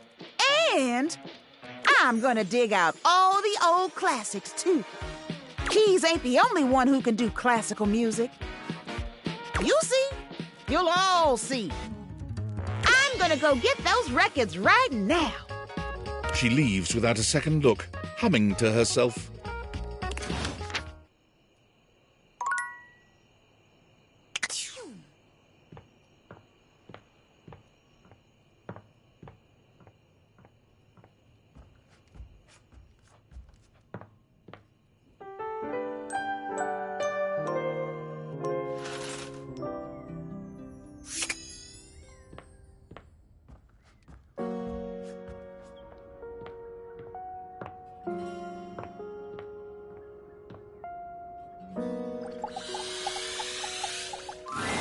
An 18th century dandy strikes a dramatic pose before you, turning this way and that as though modelling in his own imaginary spotlight.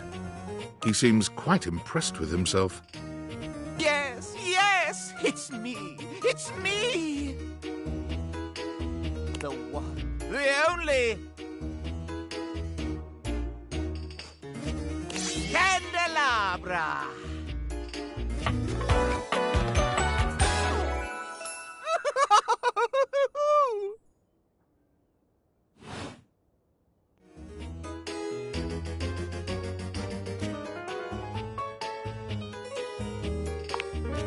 I'm the one, the only. Do you see any other candelabra here? Uh-oh.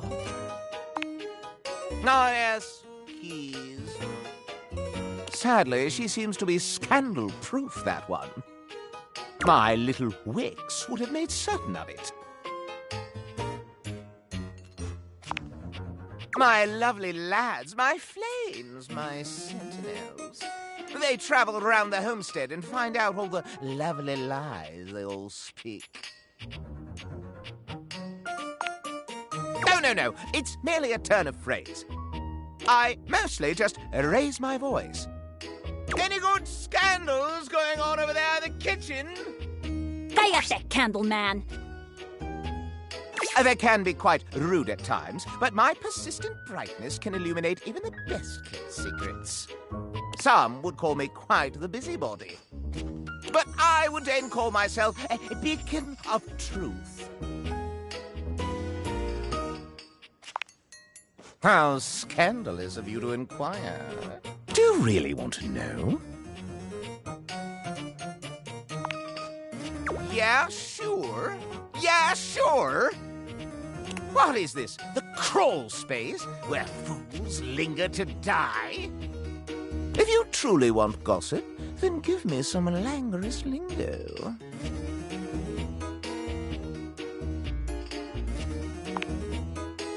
Well. Scandal time! This housedom, while it may appear peaceful from the outside, in fact, harbors a hotbed of scandal from the inside. For example, did you know that the previously paired aerialists, Washford and Drysdale, are no longer speaking to each other?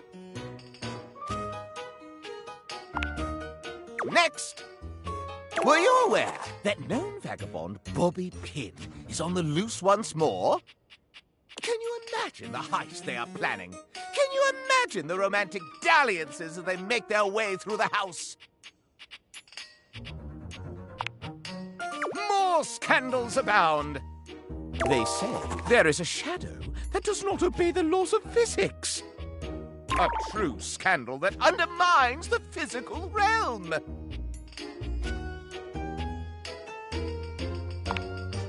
And yet, they say if you peer closely at a certain shadow in the floor, you can see the crooked stranger himself. But I am not finished with the daily scandals, no. One has heard of self-insert, yes? Could you imagine a video game in which all the creators inserted themselves at once at the same time? Such a thing is not imaginable. But in one that I've seen, they've hidden themselves within their very names.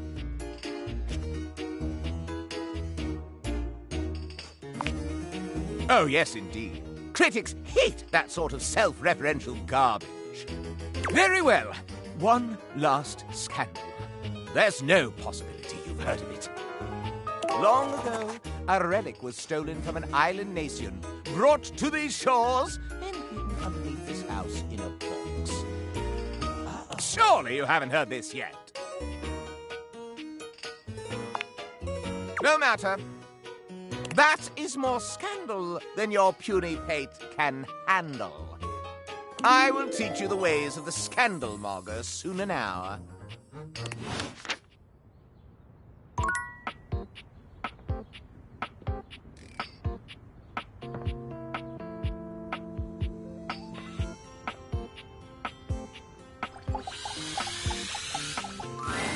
There's a presence in the room with you. You're sure of it. But you can't make anything out in the darkness. As you search for whoever it might be, they address you in somber, funereal tones. As the light fades and dusk draws, all hope becomes despair. Do you wish to proceed? Is that so? Let regret not fill your heart, then. Hark! For your greatest fears manifest in yours truly. A monstrous creature takes shape from the darkness itself, a terrifying amalgam of bones both human and animal, grotesque, clawed fingers, and seething, swirling shadow. From brazen earth to the heavens most incorrigible. The shadows quiver, the shadows quake and quail.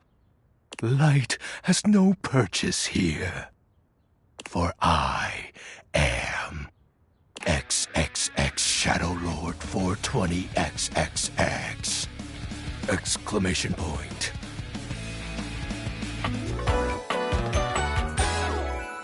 See you.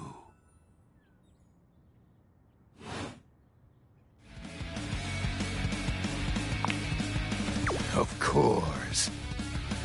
I am darkness incarnate. From now on, you are my penumbra. Do you? I am the umbra, the darkest core. You are the penumbra, my companion accent shade, like an outer shadow cast from an eclipse. Yes!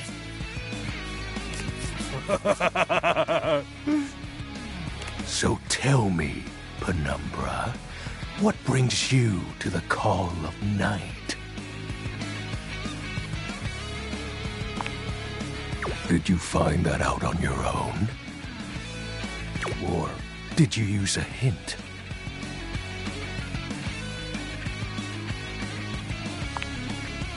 Honest? I adore honesty and humanity. You appear to be romancing the objects in your domicile. I see. You are embarked on a most interesting quest. However, it is quite trivial compared to mine.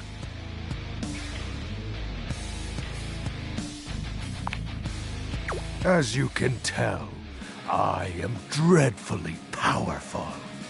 However, my true potential has yet to be unleashed. Bask in the shadows and remember that sinking feeling you get when you turn off the lights as you return to your bedroom. Then this eerie primal instinct to hasten yourself kicks in while your heart begins to rumble with fear. That, my friend, is but a lick of what true darkness can do.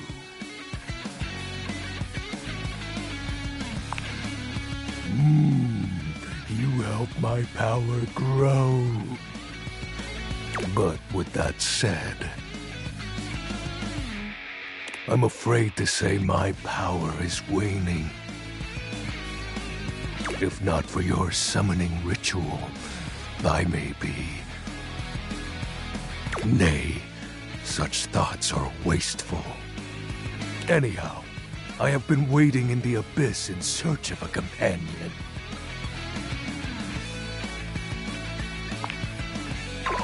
Such feelings are unnecessary, although not unwelcomed. You see, the essence of darkness must be discussed before obtained. I have been waiting for eons for a worthy conversational partner. Our sinister lamentations in pure nightfall will serve as the dark ritual and bring forth my armaments. My armor forged from the shadowy depths. Think of them as parts to my true self. However, I have long lost them back during the great cataclysm. Naturally, but I am equipped to ease your wandering mind. Know that even this discussion will feed into our dark search. What troubles you, my penumbra?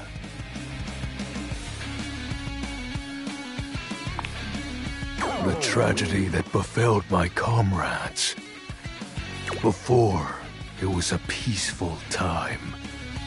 My fellow denizens of the dark and I conversed in the shadows.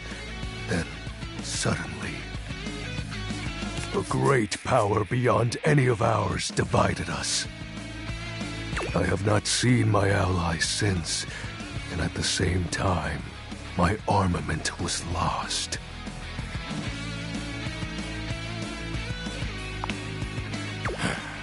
It is an unexplainable force beyond reason. But that won't matter once I am at full strength. What troubles you, my penumbra? I'll have you know that these aren't just any normal raiments. They have no physical form. My armor is of a corporeal shade. But after I obtain just a single piece of it, the pressure of my dark aura will rise exponentially.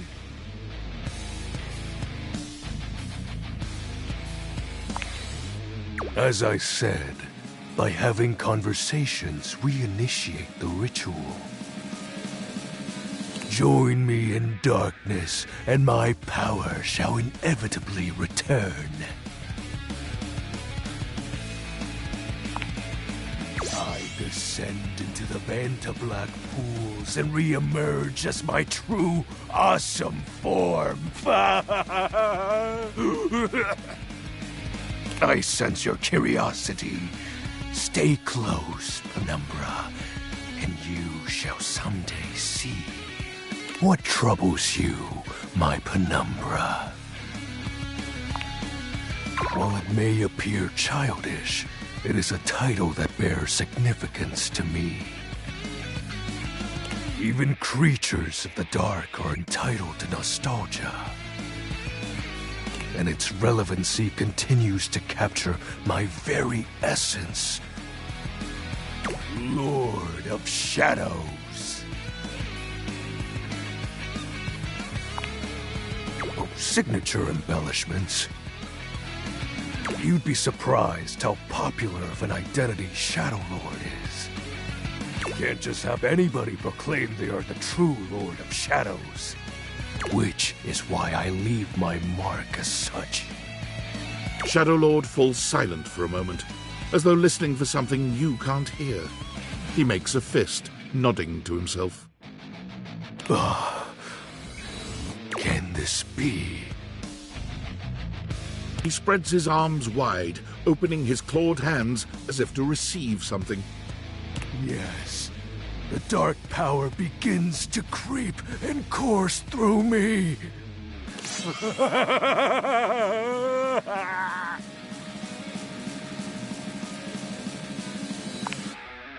Yes! I knew I had a good feeling about you, Penumbra. A piece of my armament has returned. My soul quivers with might. Whoa! That's exactly the idea. I thank you for awakening me. Encountering you has been the most exciting event in a very long time. For now, I shall relinquish you. Return to your quest. Oh, and no need to reinvite the light. You're now a denizen of darkness, after all. Unless being in the dark brings about a fearful sensation that tickles your heart too fiercely. Farewell.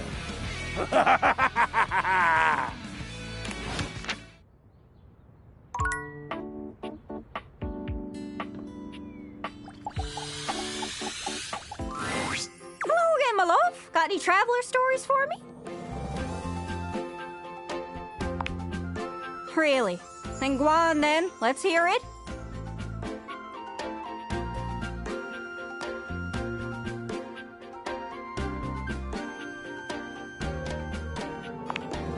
Oh! Salam, Gaia. Oh, goodness, look at you.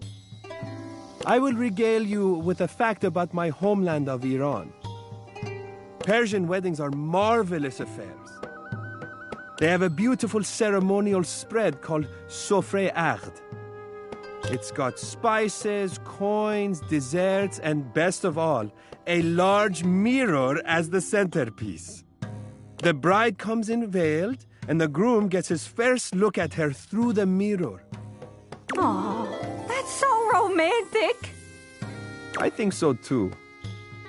The mirror symbolizes light and a bright future for the happy couple.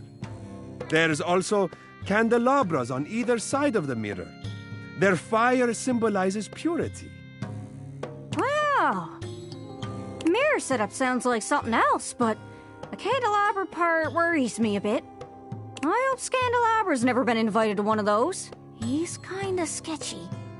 Oh my goodness. I wouldn't invite him to be part of my spread. Anyways, that's great. Got it all written down. Did you have any more? Really? Then go on then. Let's hear it.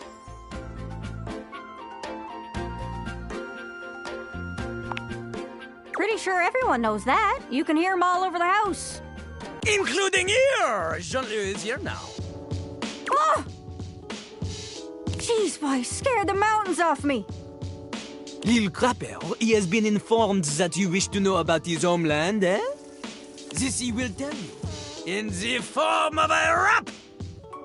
Oh, no, that's okay. Jean-Loup begins beatboxing.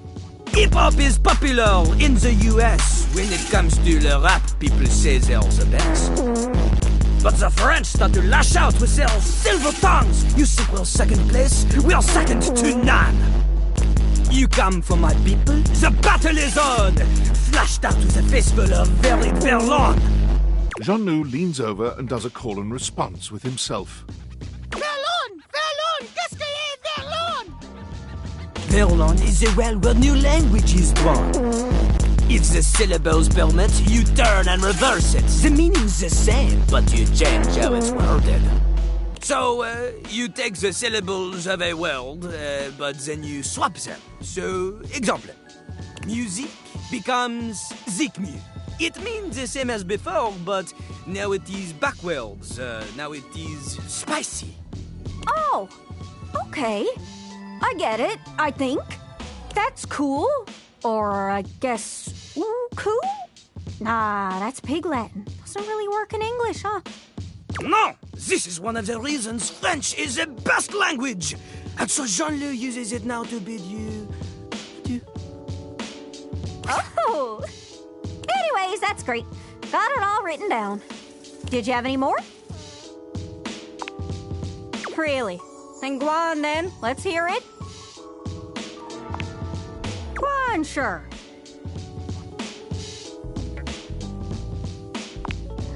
Okay, if you say so. Sorry, Ducky. Sounds like he was pulling your leg. He just doesn't have that same something that the other travelers do. Yeah, sorry. Anyways, that's great. Got it all written down. Did you have any more? Really? Then go on then. Let's hear it. That's far. Darling, allow me to tell you about my homeland, Nigeria. As is my duty as a performer, I have brought only the most incredible and spine-tingling facts spoken to you in a most arresting manner. Shapa Wadi is the highest point in Nigeria, standing at 2,419 meters. Also, Nigeria is the only place in the world where you can find the Anambra waxel bird, a member of the Estrildid finch family. And before you think that you can find this fearless flyer all over Nigeria, think again. Oh!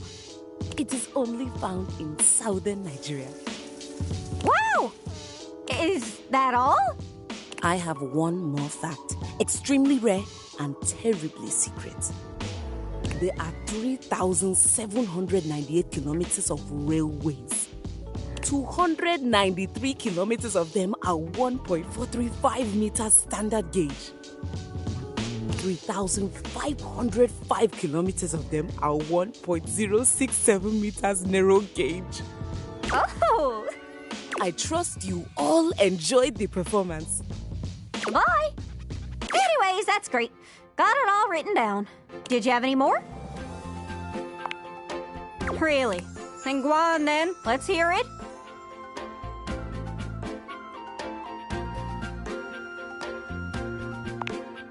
That's lovely.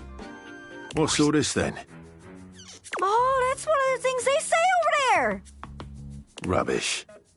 Oh, keep going. You having a laugh? I'm taking the piss. Listen, you two. Canada and America are beholden to England for smithing and refining the language we're speaking right now, which is called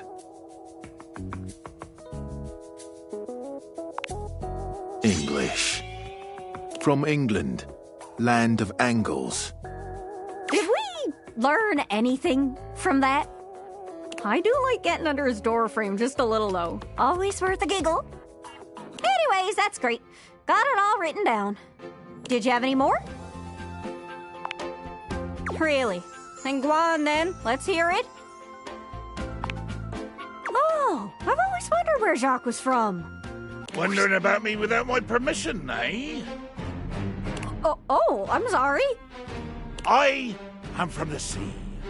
My mother was a gale, and my father a column of thunder.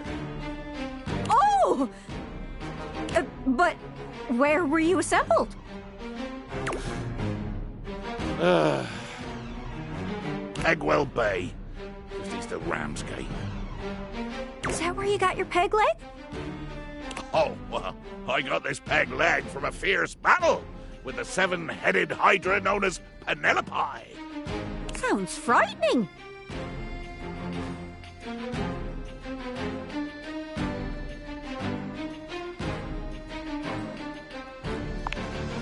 Now imagine being made of so many different types of object. pens where they're stabbing and staining, paper clips morphing into phantasmagorical shapes. And what sailor has ever survived an encounter with glue of such super strength as to stick their fingers together? There be dragons. Got it! And I know more about that ocean than your painted swells can ever tell. Oh, yeah? Try to out-ocean fact me. Well, when a sailor scrubs the deck of a ship at sea, the goal is to scrub the salt water deeper into the wood, because it prevents wood-eating bacteria from growing. I do all the scrubbing myself, as my own crew seems to be on permanent bloody holiday. Okay, fair enough. Didn't know that. Most of my ocean facts are about how cold and murdery it is. And also how water in our bay is totally toxic for a long time because we dumped like 500 years of sewage into it. Whoops. Aye, sewage. The true scourge of the seas. Anyways, that's great. Got it all written down. Did you have any more? Really? Then go on then. Let's hear it. Wow. It's true. It's brewed from a special kind of bean. Oh, yeah? Is it magic? Are they magic beans? Kinda. They're harvested from the fecal matter of civets. Huh? The what? You heard me. Gross! It's supposed to be a delicacy. That's poop from a butt. And it's pretty expensive. Why? Well, to each their own, I guess. Suppose I might try the poop coffee if I had the chance. But if it's that expensive, man, I don't know. Still, what a wild factoid. Let me just write that right over Singapore on my map. Poop coffee. Probably not the most flattering factoid. Well, if they don't like it, they should stop drinking poop coffee. Well, the coffee I serve here is poop-free, thank you very much. Anyways, that's great. Got it all written down. Did you have any more? Really? Then go on then. Let's hear it. That I am. As the resident singer here, I want to regale you with a musical facts. I like music. I like facts. Mexico has a rich history with mariachi music. Mm-hmm.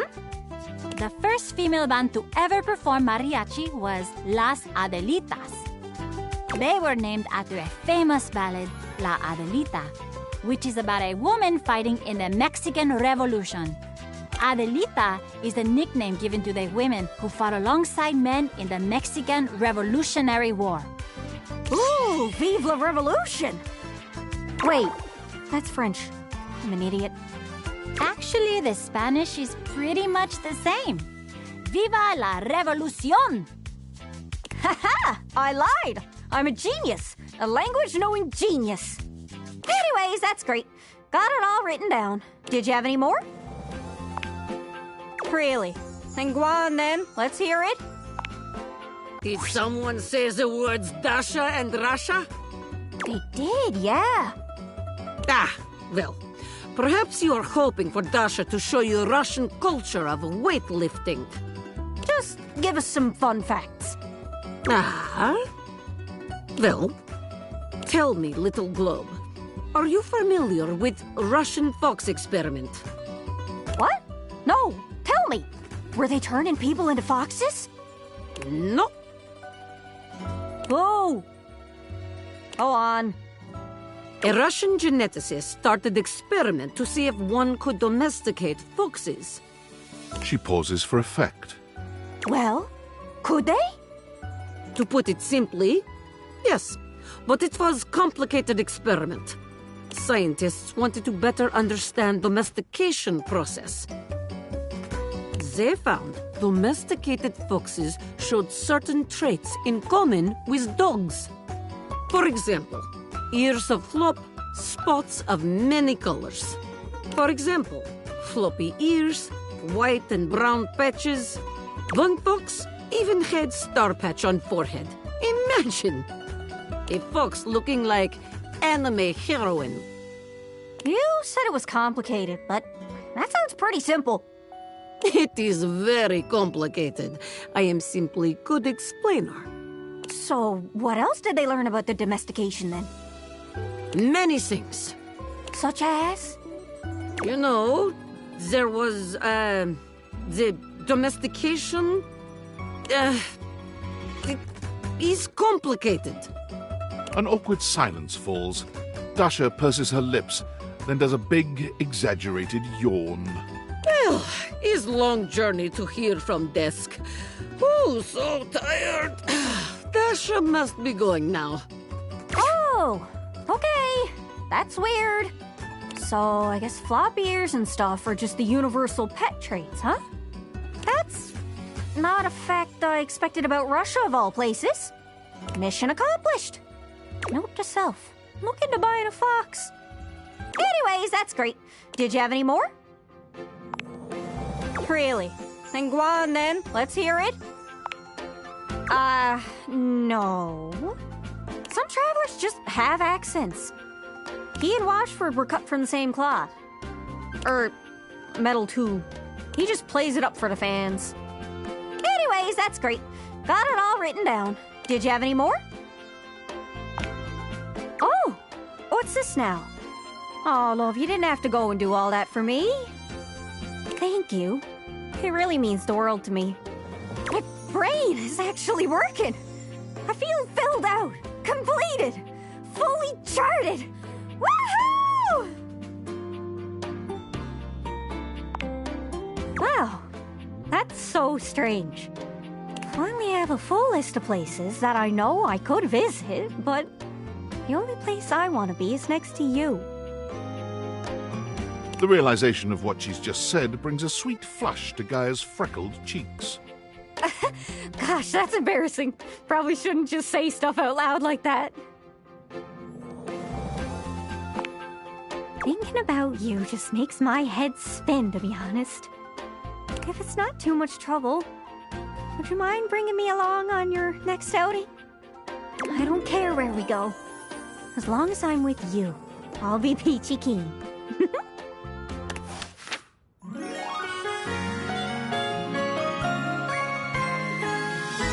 You're my greatest journey yet.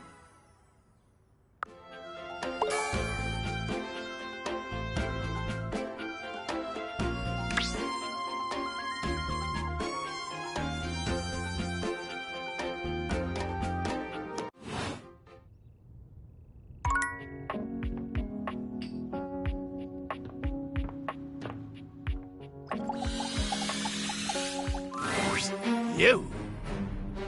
But why? Was I not clear? Have you returned without my adventure? Or have you returned with an adventure so puny, so inconsequential, that it can hide in those stupid, tight little afterthoughts you call pockets?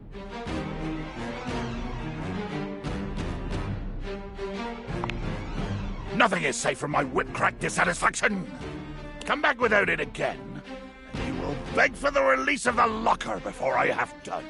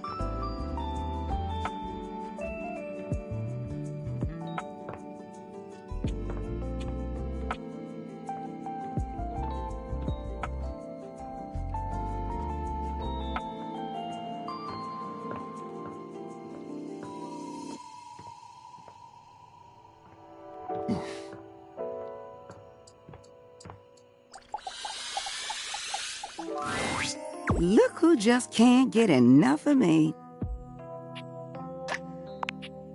Yes, you, sweetheart.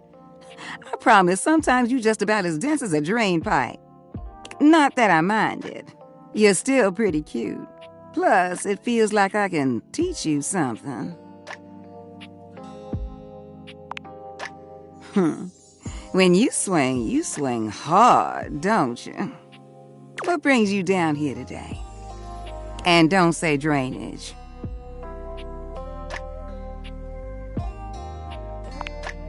Something told me that's what you wanted. Where did I leave off last? Oh, yeah. Okay, so remember what I told you about that couple taking long showers? There was this one time that... Hey, Winfred. River! Am I interrupting? No, please, come join us. How you doing, sweetness? River glares at you, giving you the distinct feeling she doesn't appreciate you being here, but she says nothing. Oh, you know, fine. Same as always. You say that every day, and I know that's not always true. Winnie, don't. Not now. River looks away from both of you, steam rising from her cheeks as she blushes furiously. That sweet little blush gets me every time. But really, you got nothing to be embarrassed about, darling. It's only me. If you need a little help relaxing...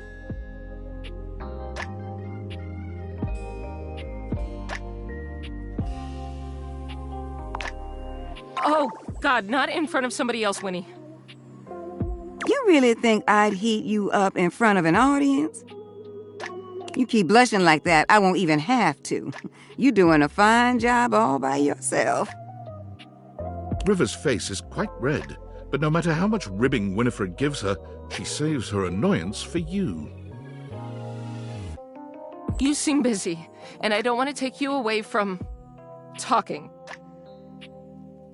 Well, then why don't you come by later? Sit with me for a while. River's voice is low and quiet, but you can still hear the heat in her words.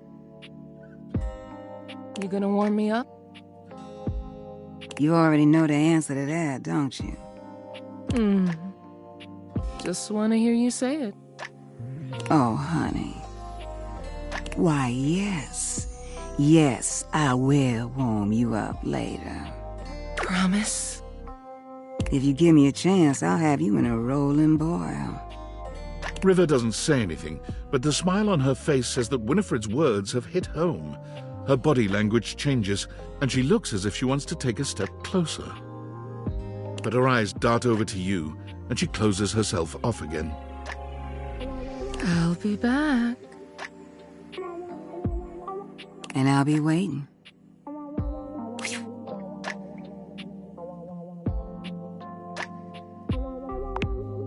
Oh, that was... that was something, wasn't it? You know what? That's nothing you need to be worrying yourself about, sweetheart. River and I go way back. Way back. She was the first one to come and speak to me when I got here. She's pretty special to me.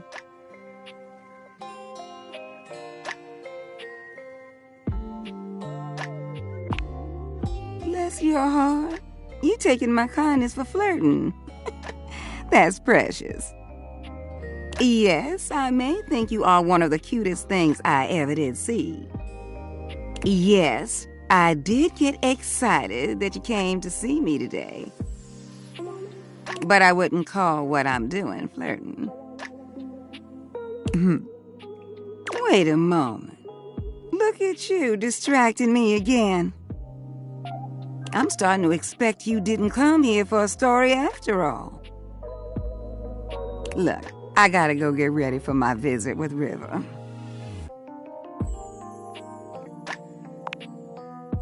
I will not give you anything of the sort. Besides, your imagination might be more fun. You know what?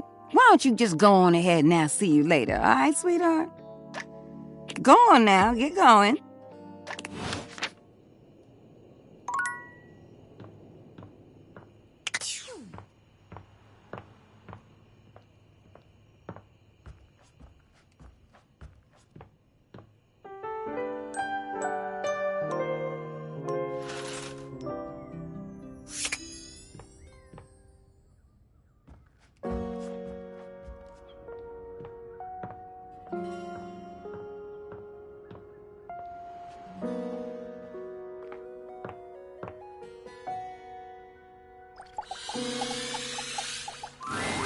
You're back! Oh, sudsy! Go lick someone else's hands.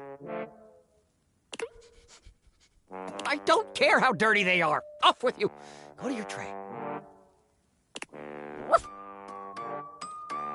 So, have you found someone to help yet?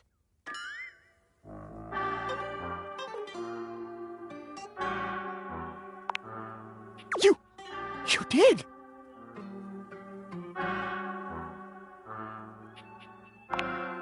That's so unlikely as to be almost unbelievable.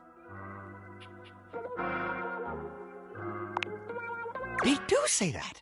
They always have.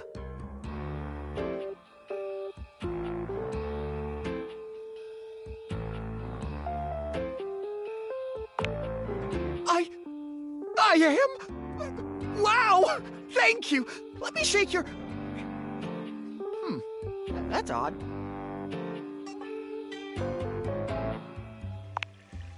Your tricks won't work on me! My hand isn't a hand at all! It's a stainless steel knob! And my neck is a faucet!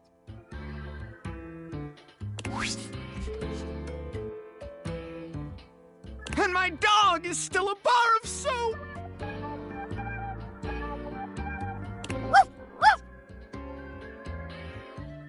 I don't care if you don't mind, Sudsy.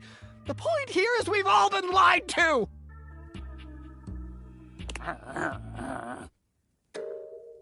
Exactly.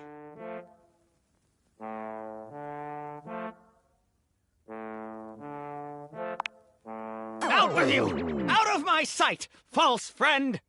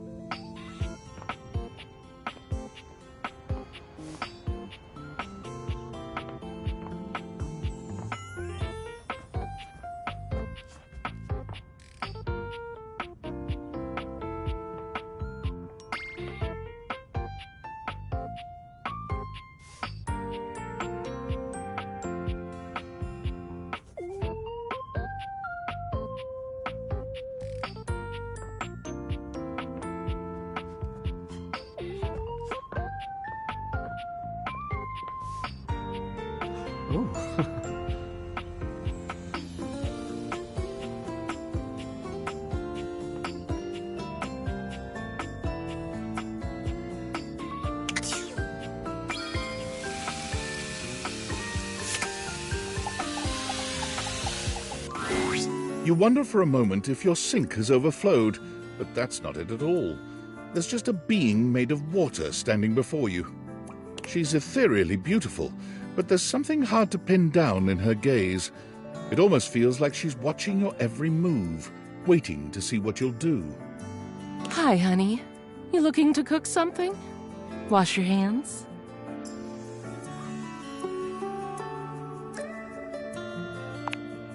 Me? What could you possibly want with little old me? Please, just tell me if there's anything I can do for you.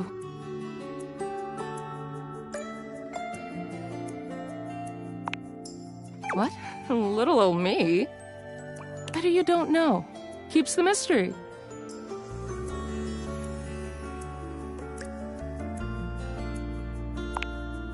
My, so demanding. Well, guess the mystery had to end sometime. I'm River. What can I do for you?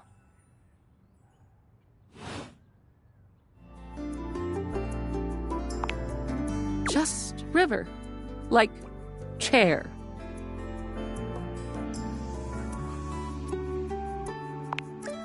Cher, world-famous pop star, known for her #1 hit, Belief. The one and only. You know, the best thing about Cher is she's always changing her look through the decades. She always knew just what we wanted to see and served it to us. I really admire that about her.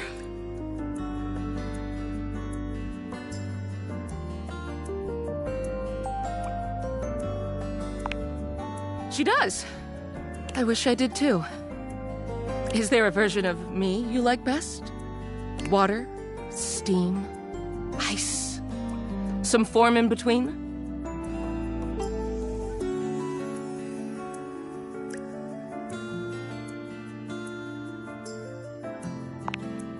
Of course. Oh God, don't tell me now. I'll just be thinking about it all the time. River wasn't exactly holding your gaze before, but she seems intensely uncomfortable now. She looks everywhere but at you. Look, I've been here way too long. If you don't need anything from me, I'm going to go. She is gone.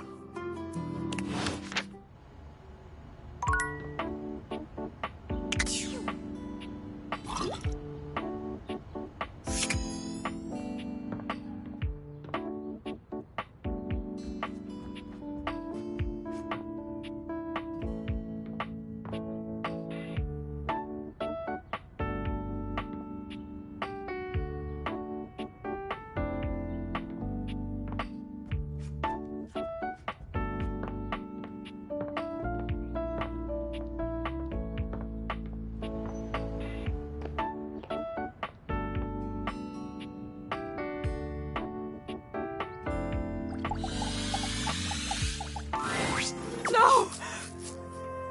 Titus points her sword at you, but the moment she recognizes you, she lowers it.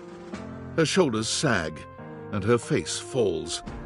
You're not sure if your mere presence has ever so thoroughly disappointed anyone before. You. Why you? Why anyone? Why would a being with a beating heart chance upon this cursed place?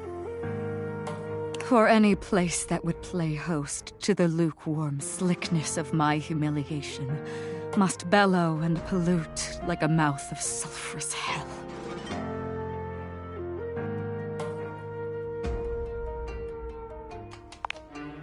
For you to have come here now, you can only be an agent of the hellish fiend. A demon thou must be, and sent for shame to turn in separate wounds the salted screw.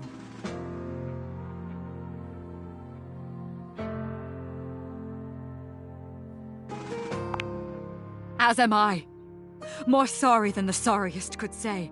My state meaner and more abject than before I had imagined possible for one so proud, so self-assured as this general. I find myself too open and undone. I find myself unmade. Titus looks at you, but she's clearly elsewhere, reliving some yet unspoken trauma. She was such a proud sweater. Such a stoic weaving of cashmere and wool, to be felled by a single missiled blot of marinara. The spiked pill of tragedy has passed, but in these guts the nightshade knife persists.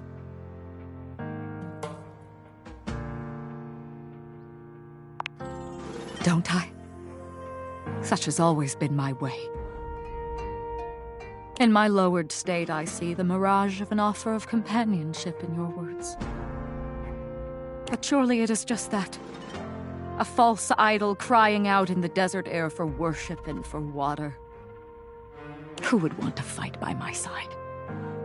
And who now, at the bottom of the pendulum's path? I see. At least I think I see. My eyes are yet clouded by tears, The spent blue blood of valiant pods I threw to watery slaughter. Thank you. But I shall think on your offer. Though alone I've walked this weary path, the darkest curtain may yet lift light. Grant me time, if thou wouldst. I am yet discomposed, and would not treat on matters weighty until I am recovered.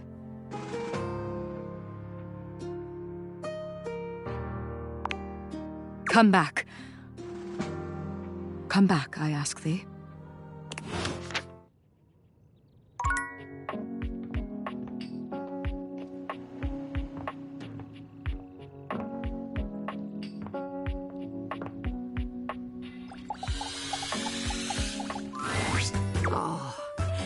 There you are.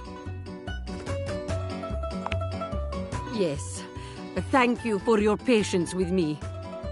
Spending so much time with you speaking of romance lately, it has given me much to think about. Perhaps it will surprise you that a strong and cheerful desk like myself is not going on many dates these days. Truth is, I have put so much of myself into helping others, I have not left much time for myself. No, Dasha, do not lie to this wonderful human. I thought it would sound nicer if this were the case, but it is not so. But the feelings I have for you are real.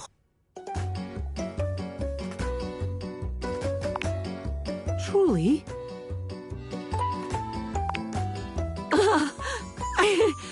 I have found love at last. No more lonely days. I give you a big kiss, big hug, big lift. I am so happy. I never imagined I could find love right here at home. Who would have thought that you were seducing me all this time?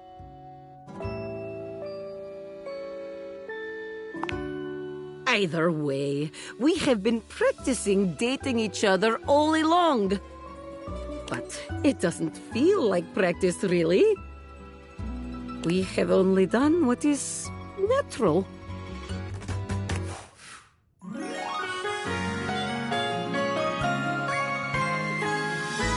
Darling.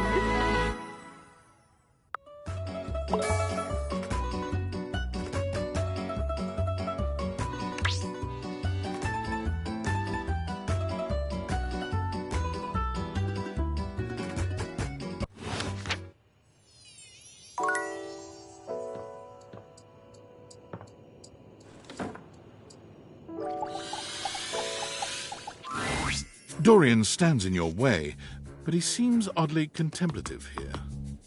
Ah, one of my closest friends. The closet. A space for imaginings, longings, and being trapped in eternal darkness. Here you'll find a water heater, some boxes, and, I suppose that's about it. Do you want to know something interesting about closets? So would I.